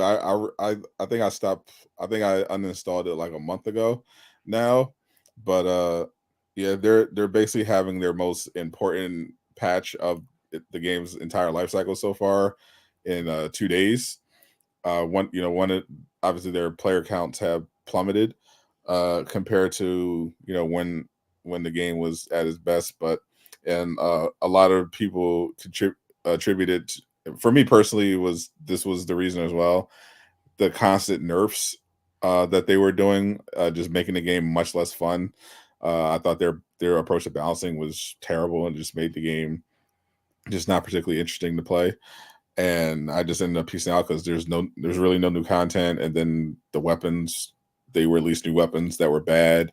I think the straw that broke the camel's back for a lot of people was the last Warbond they released had new fire weapons, and 2 days before they released that Warbond, which cost money to unlock, they did just a massive nerf to fire. So it was like no fucking point. So it was just like, what are we doing? But so they rolled out this new big 60-day plan to basically turn the game around. So they have this big patch coming out on the 17th, and it's all balancing.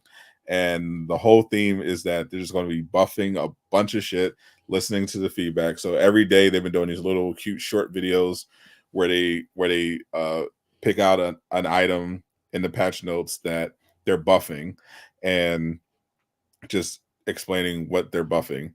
And so they start off with like the most popular stuff that they nerfed. Basically they went through the most famous weapons that they nerfed and said, hey, we're doing these big buffs. So the railgun, the flamethrower. So looks like the community is a lot more excited now. Obviously we got to actually see it in action, but I'm definitely curious. I'm intrigued. It's enough. And I mean, they have to hit, because 2 days after this balancing patch, they're dropping another Warbond. so they want people to buy that. I mean, they can't fuck this one up. Yeah, it's a really bad idea to nerf stuff before you want to sell people something. Yeah, yeah, you should not do that. Yeah, don't do that. You buff it, let them buy it, then nerf it. Yeah, exactly. You don't do got the order of operation little out of sync. Yeah, you nerf it first, and then people are just like, well, why the fuck would I buy this? like, which is exactly what I did. I was like, I saw the new patch, I played the new update. I was like, okay, well, you nerfed all the weapons. Why the fuck would I buy this? I don't want it now. Yeah. I didn't, Gabe. I didn't actually watch the fight. I just saw that in my feed, and I was like, oh god damn, that's brutal. I like UFC, but I don't like it enough to ever pay for it. Yeah, I wouldn't pay for it. I do like watching, but not. I will find a pirate ship from time to time. Yeah, yeah. Remember when I said I had props? We have this cup, so I decided to use this tonight. The Taylor Swift for my water. JayShockblast definitely doesn't hate Taylor Swift like Trump does. Listen, yeah, I thought that was kind of funny. Right. My wife is a Swiftie, so I enjoy some versions. Here's a true story. Our second ever date. Okay, I'm waiting outside the restaurant and waiting for her. I watch her drive by me and go park, and then she just sits in her car for 5 minutes, and I'm like, okay. She was working. So she finally walks up, working up the courage. Yeah, she finally walks up and she goes, "Oh, I really liked the Taylor Swift song that was on the radio, and I needed to let it finish." That's adorable. And I'm like, "All right, fair." And that's when he knew she was the one. Yeah, I mean, they sang it together all the way home. I mean, we didn't drive home together that night, so. Ooh, Jay's a gentleman. He did a proper courtship. Was there roses in a horse-drawn carriage? No, God no. Did you take her to a ball? We went to a Japanese restaurant for the first date that we go to every year on our date anniversary. Love a good Japanese restaurant. And then our second date was at a I guess it's technically an Asian infusion restaurant because it's got hibachi, but it's more Chinese food. I don't know. So like it's got both. I gotta follow up with Hyrule about that. Yeah, did he spend that? What was it, like $3,000? Oh God, on those fucking tickets. That's insane. I'm glad she's already seen Taylor Swift a few times and doesn't care anymore. That's fucking outrageous. Yeah, I mean, listen, supply and demand, I guess, but if I ever become a music superstar, I'm never charging that much for tickets. It's not her that's charging it though. It's the aftermarket. I'm controlling the profit. I'm controlling the market. I mean, good luck. I will figure it out. I will not allow people to to sell my tickets for $3,000 a piece. That's crazy. Yeah, I bought I'll tell you what, it's weird. Like going to concerts is weird for me because like for years and years and years I did concert photography. So like my seats were the best seats in the house. I literally sat in that area between the barricades and the stage. That was where I got to be, literally inches away from the songs and everything and the bands. He's got the cheat code. So I this time I was like, you know what? I am way too old to have to like go into a pit and have to deal with people moshing. There are VIP tickets. I am treating myself. So I bought the VIP tickets, which have their own spot close to the stage to stand and hang out. Their own bathrooms. Fake news. Yeah. Never happened. I've personally never witnessed a mosh pit in person. Let me tell you, there are some shows I used to go to back in the day, like some of the like biggest hardcore bands and everything, where like there was no barricade, like there was a stage and everybody was just there, and I'm taking pictures while people are going fucking crazy all around me, So yeah, it's You ever get into a fight? I never got into a fight. No. I would like people knew who I was, so they would like try their best to respect me, but it is what it is. They're trying to enjoy their show. I'm just trying to take pictures. So yeah. I know Lejeune had mentioned he had went out the other night and had a little too much to drink and he nearly got into a fight. Oh God. somebody was apparently some asshole was apparently messing with his female friend, so Lejeune was ready to pull out the guns. We had an incident my senior year of high school. My friends, we convinced our parents to let us drive to Miami, and like I was the oldest. I was the only one that was 18. No, Lejeune's a big dude. Yeah. Very very built. He works out. Yeah, he's definitely 200 plus pounds. Yeah. Yeah. But we were in Miami on South Beach, and we were actually going back to our car. This is the night we were in the elevator with Old Dirty Bastard. The reason we were going back to our car is because like there are these dudes that were like they were being assholes. There was like a drag contest going on, of course. and they were all outside, like kind of like trying to get people to come in and hang out. And there were these dudes that were just like being assholes towards them. And my friend was like, got involved. Oh, and he's like, dude, shut the fuck up. Leave him alone. That kind of thing. And they did try to fight us. But we just they were stupid and drunk. So we just laughed at them. You didn't give him the shock blast? No, no, I was ready to, like, I wanted nothing to do with it because like my two friends were 17 and I was 18. Like the last thing I needed was like something to happen and our parents to have to deal with it. So like I was there to de-escalate, but also stand up for those people. You know what I mean? So that's when we were like, all right, let's just get out of here, because it's like 1 a.m. in South Beach. Nothing good is going to happen at that time. No. And we were like, we couldn't even do much anyway because we were all like too young.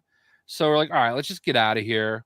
And that's when we went to the garage that we parked at, and old dirty bastard got on the elevator with us because his car got towed, and he was there with like at least 3 or 4, probably strippers, maybe prostitutes. I don't know.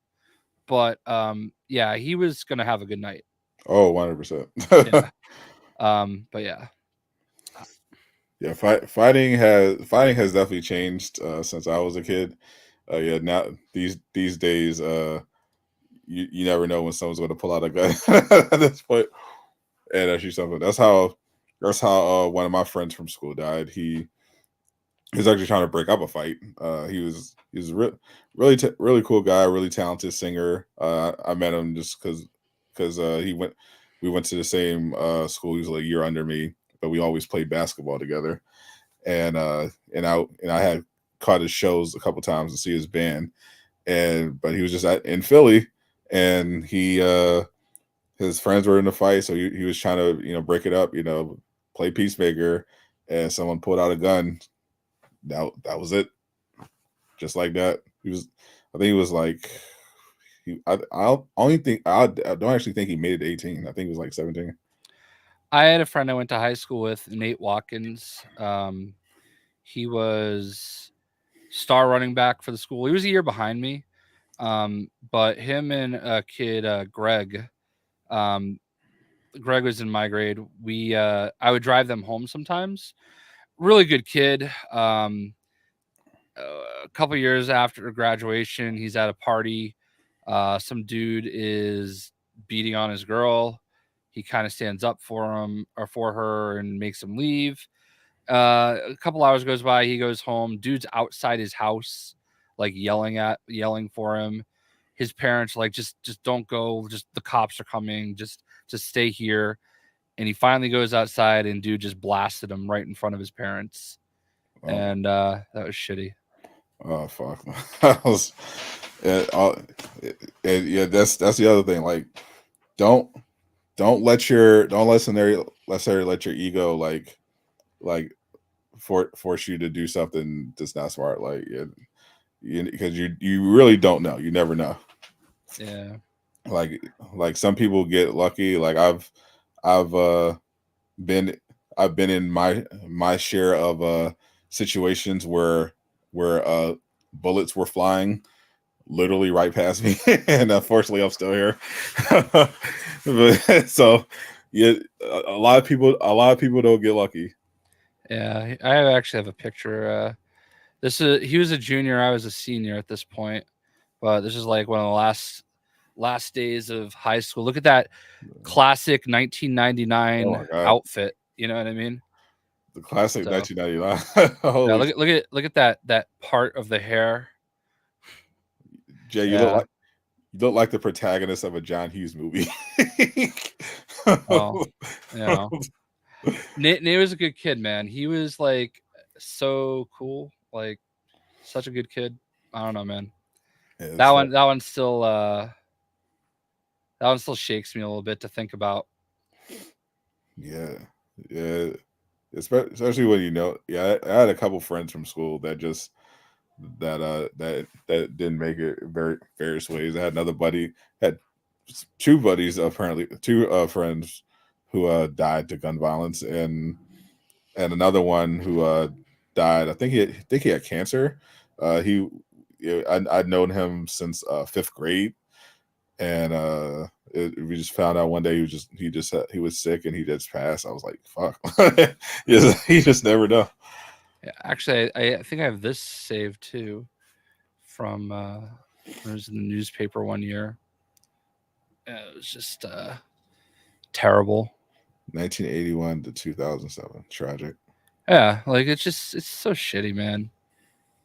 And I mean, it's like he was obviously doing the right thing, but like I don't know, man. I do wish he listened to didn't go outside. His parents. This is literally what it comes down to. Just don't go outside. You know what I mean? Yeah, the guy's clearly crazy. Police are on the way. Yeah, the situation. Yeah, you just gotta wait it out. I look like I missed church services and hung out with the boys. I don't know what that means. You definitely look like a dork. All right. Well, listen, I was I went to a very white school. I was pretty cool, man. You didn't look cool. Well, I mean, it was a Catholic school, so like even though it was dress down day, we still had to like be somewhat appropriate. Oh my god! So that was the best I had back then. I had a pair of jeans and a button-up t-shirt. Like, what am I supposed to do? Tucked in. Yes, we literally had to tuck in our shirts. That was like the rule. You followed the rules, nerd. Had to, yeah. Nerd. What you showed us, Jay, with you in your '90s outfit? Oh yeah. 90s was a wild time with the some of the fashion. Like I kind of learned eventually. It kind of picked up on me, like when I was still relatively young, how stupid like trendy fashion got to a certain point. Like, fortunately, I stopped. I started, changing up my style to be, a little more less trend chasey. Right around the time when, remember when backwards basketball jerseys were in? Yeah. Yeah, I used to have the Jabro jeans with the the giant the 4X Jabro jeans with the pockets on the kneecaps and the red strap, and you had the Timbs and the backwards Allen Iverson jersey. Oh geez. It's definitely not a great time. All right, if since we're in the folder, if people want to see some 90s Jay, some young 18-year-old Jay. All right, they were kind of hammer pants. There's graduation. Was that your girlfriend? No, it's one of my best friends though. My wife actually just had her son last year as a student, his senior year of high school. That's how old I am. Wow. Is that a better outfit? A green hoodie or a sweater? You definitely look less like a dweeb. Okay, I'm right here. You look like a youth pastor. This guy right here, if you watch wrestling, this is Damian Sandow. I don't watch wrestling. But we all obviously look very 90s right there. Very 90s. That's an extremely 90s photo. That was his Chris Jericho shirt. So here I am wearing a Mighty Ducks jersey. Go Ducks. That was my prom date. Ooh. There's my friend. There we all are at prom. There I am, thrilled to be graduating from high school. There I am. Football. You look so weird without facial hair. Yeah, I know, right? This is college. That's my friend Jen. There's baby Jay. Ugh. There's my first boxer, Tiger. Me and my brother. There I am at my first ever Bruin. Look at that haircut. I think I'm like 13 in this picture. No, who do you look? You look like that. You look like what actor?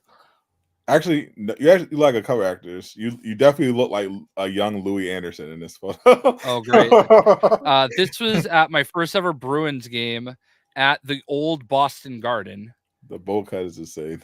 Yeah, there I am in high school. You look like a bully in an 80s movie.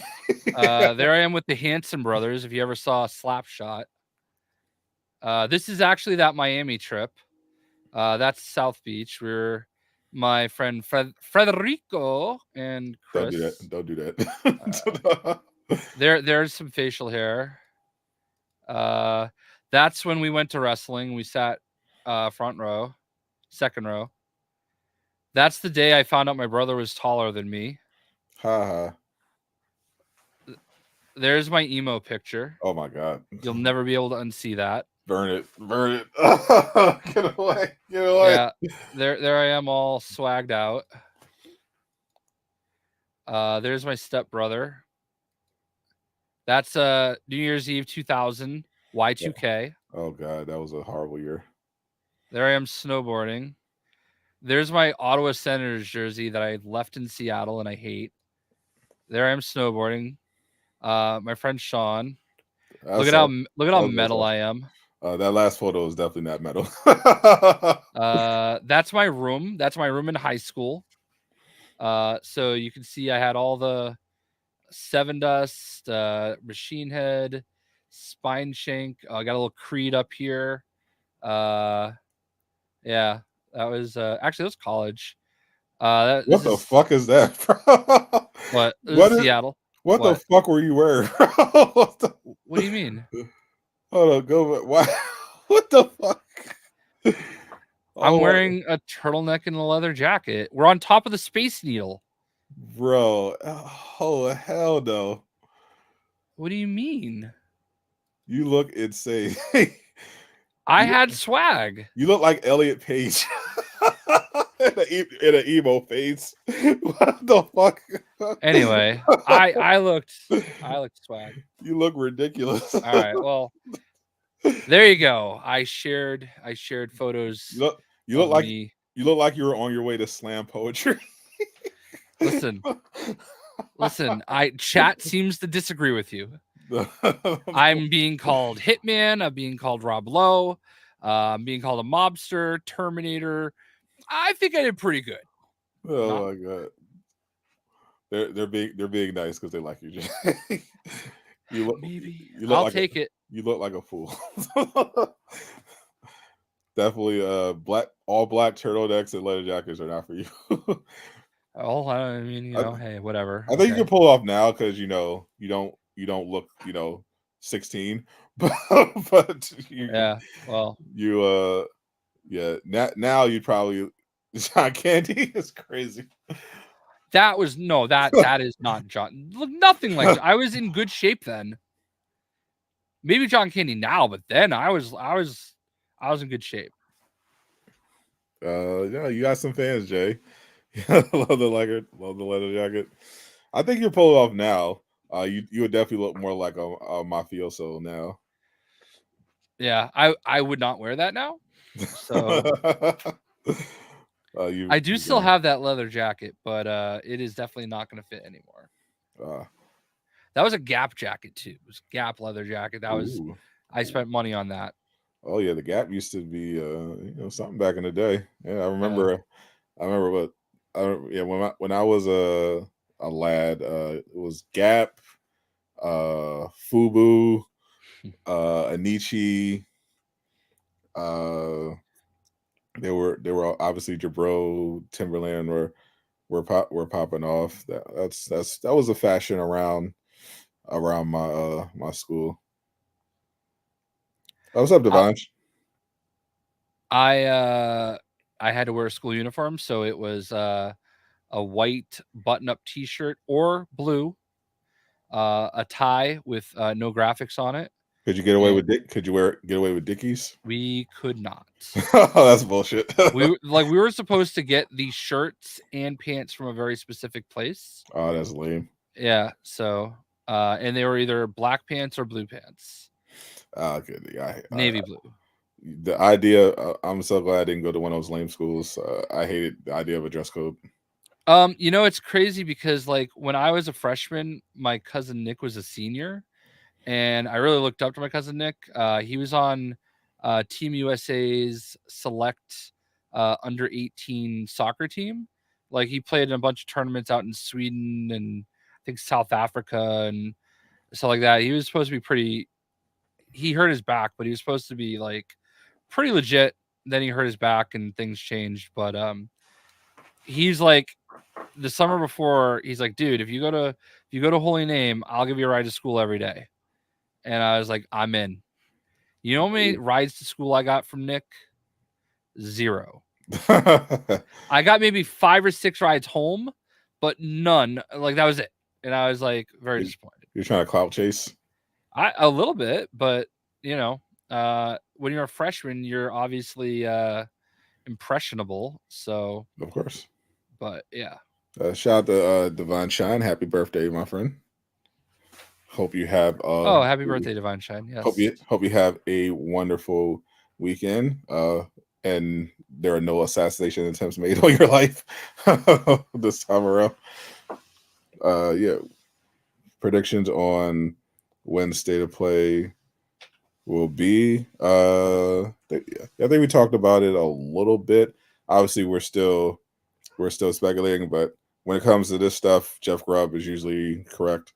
So I would default to what Jeff Grubb said, which was 12-ish days from his last pod, which would be the last week of September. So 23rd, 24th. I have no predictions. JayShockblast knows. That's why he's not saying anything. You have a great question. Are you going to buy? That's not a great question, but I do intend to get the PlayStation Pro. I'm trying to flex my whatever pull I may have at Sony with us. Hitting up my contacts. I hit up a couple to see if they may be running some campaigns that may or may not involve gifting a PS5 to your boy. I would definitely love to get access to a PS5 Pro while keeping my $700 plus dollars. Same. I definitely sent a couple emails. I think I'm gonna send another one because I want to see if I could work a little something out. Good luck. I feel like I have enough clout to justify it, but because last time around I was clouded enough to get the Spider-Man controller and plates and the Warby Parker Spider-Man 2 sunglasses, but not enough to get the full Spider-Man 2 bundle with the actual PS5, the whole PS5 bundle. So I'm hoping my clout has increased enough so that they can recognize your boy and send me an actual PS5 Pro. That would be elite. I got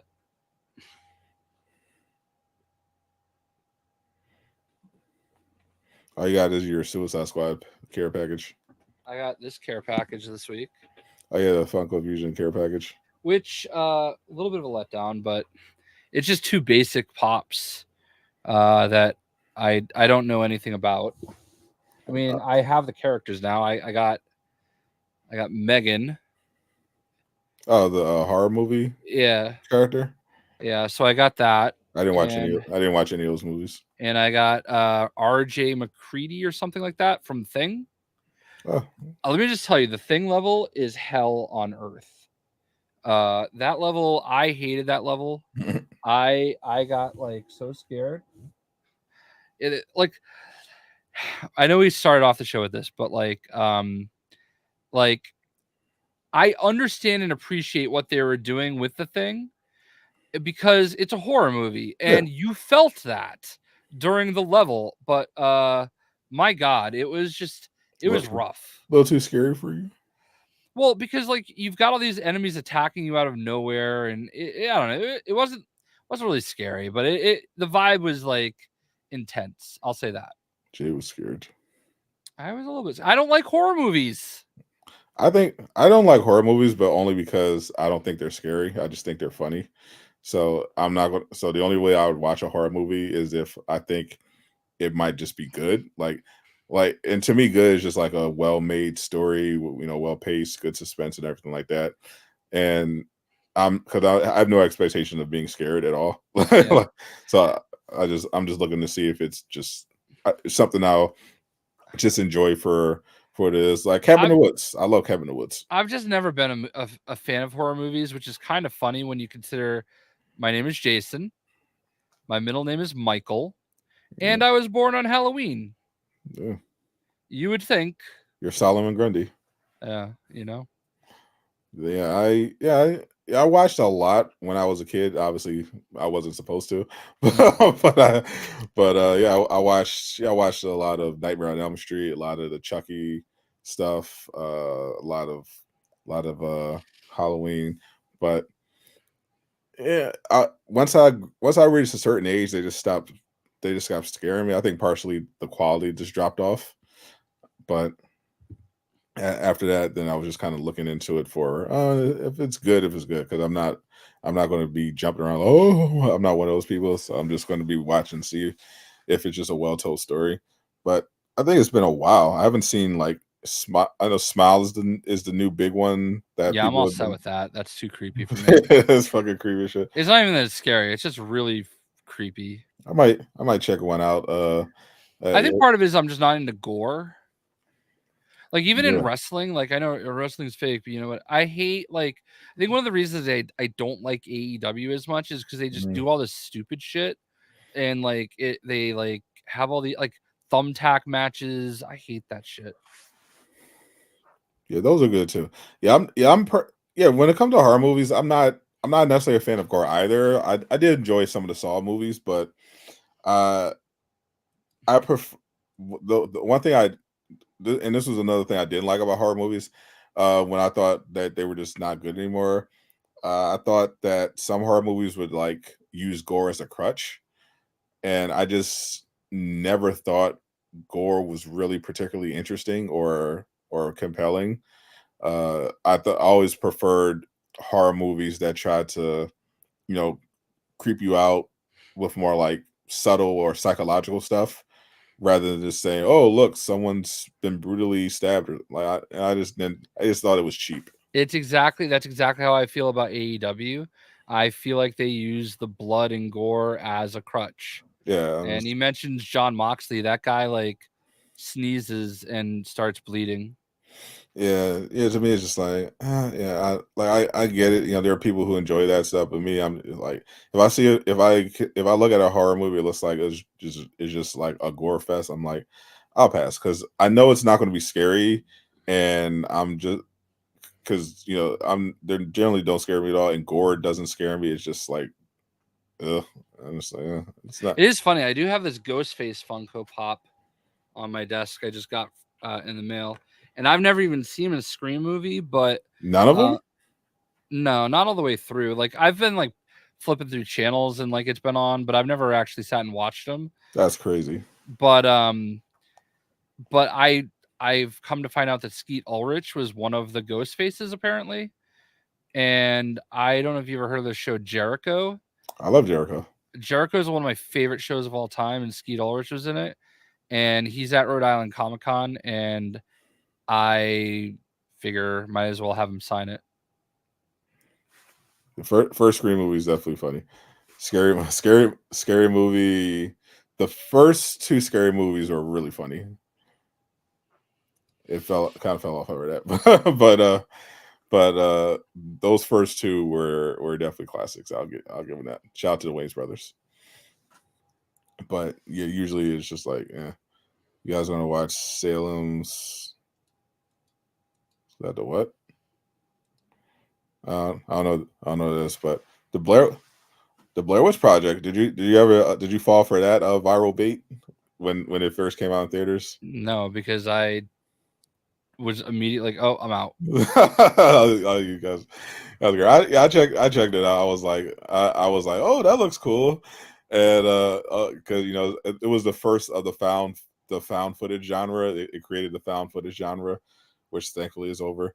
But but I remember I saw it like opening weekend. I went to see it, and I did not like. I thought it was kind of cool, but the ending was just so lackluster to me. I was like, oh, that's it. Because I thought they did a good job of building suspense and everything. I recognize that the style was really cool. It was really interesting, and I respected the hell out of their marketing. But I was just like, that wasn't really satisfying. But the books were really good. They end up releasing a kind of a young adult series of books based on the Blair Witch Project called the Blair Witch Files, which were actually really good. I hope if I start a production studio, one of the adaptations I'm definitely going to put in production is a TV series adaptation of the Blair Witch Files, because those books were fucking good. They were legitimately fucking good and kind of scary. I thought they were good. Oh, I did watch Tales from the Crypt a lot though. Well, who didn't? That was a classic. Tales from the Crypt. Did you watch Are You Afraid of the Dark and Goosebumps? No, I mean Goosebumps was a little after me. Well, you were old, yeah. So my brother read all the Goosebumps books. I was a Goosebumps kid. Yeah, it makes sense. You're about my brother's age. Yeah, Goosebumps. I read the books. I watched the show, but I don't think I really liked the show that much. It was okay. I remember I liked Are You Afraid of the Dark much more than Goosebumps. I thought that was much scarier when I was younger than Goosebumps had the big branding, because of the books. But I thought Are You Afraid of the Dark was definitely the superior show. What are you pointing at? You pointing at Goku? World champions. Fuck Boston. Just saw it. Thought you should too. Yeah. I'm not gonna lie. You got your W, but it's not happening this year, buddy. Afraid to tell you, you're not getting out of the East this time. We'll see. You can only get lucky so many years. Did we just sign Lonnie Walker for like nothing? Did you? Yeah. Shocking to me too. Like I thought he was a pretty good player. The weird thing I'm about not saying he's like a world changer or anything, but I like Lonnie Walker. He didn't work out with the Spurs. He's kind of bounced around. I think he did put in some good minutes with the Lakers. I think his problem is that he's just not consistent. Yeah. Well, we just need him for a few minutes here and there. He's a really solid, he's obviously didn't end up being a star type of guy, but he's when he's locked in, he's like a really solid 3 and D guard. I hope he finds a nice contract somewhere else after Boston gets eliminated.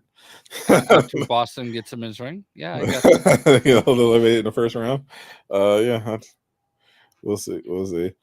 Yeah, what's I was looking at the NBA predictions. There was apparently some people saying that they thought the Sixers projection of 53 wins was a little low, but I think that was about right. Like Philadelphia has a great roster, but it's a roster that depends overly on 2 players with questionable injury history. So I'm not really expecting them to win 70 games or anything like that.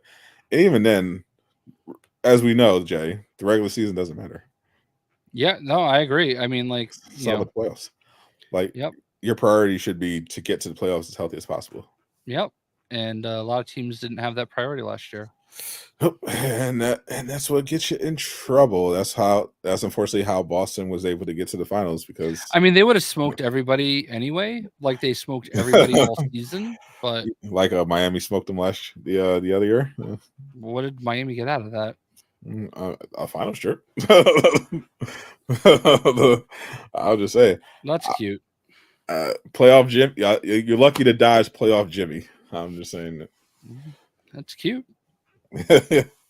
I mean, I'm sure when Jason Tatum and Jaylen Brown are glossing up their ring, I hope they gloss that up nice, because they're not getting another one.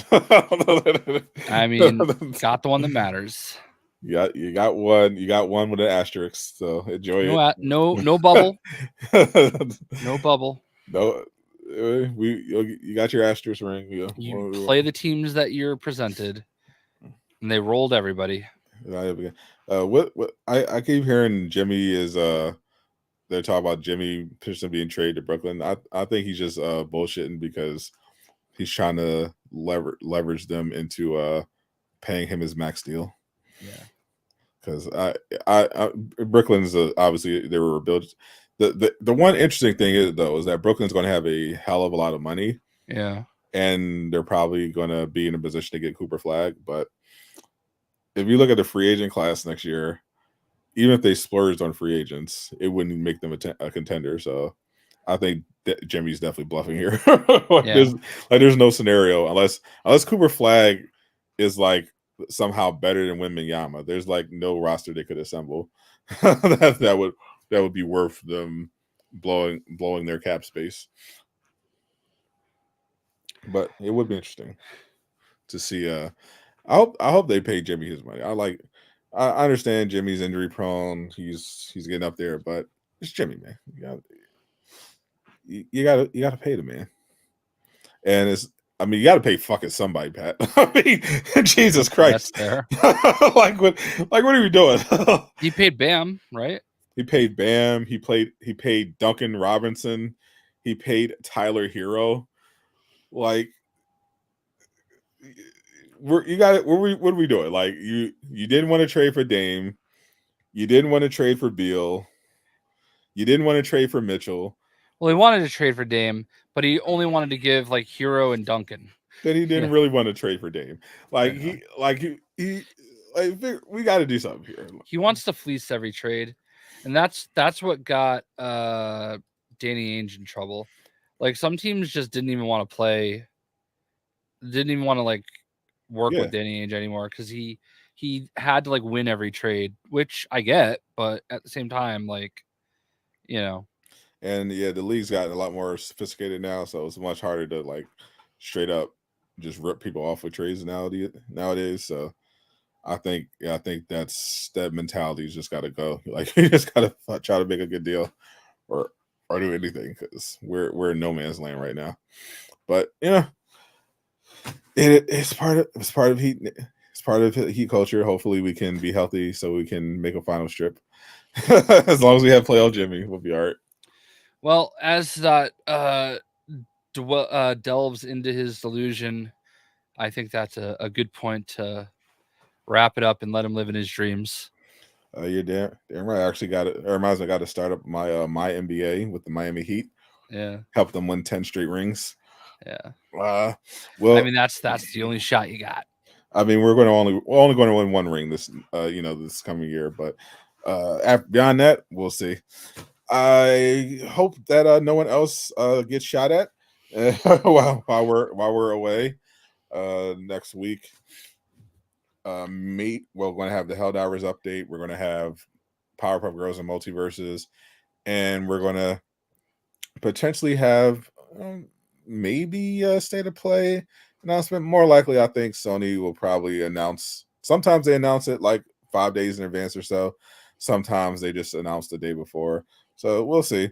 There's definitely going to be a state of play announcement coming sooner rather than later. So either this week or they'll just announce it like the day before or so, and we'll talk about it. Hopefully, we'll see if our predictions come true. If the Sony ponies can get a reason to drop $800 or more for some of them for this PS5 Pro, if they can show us some cool games.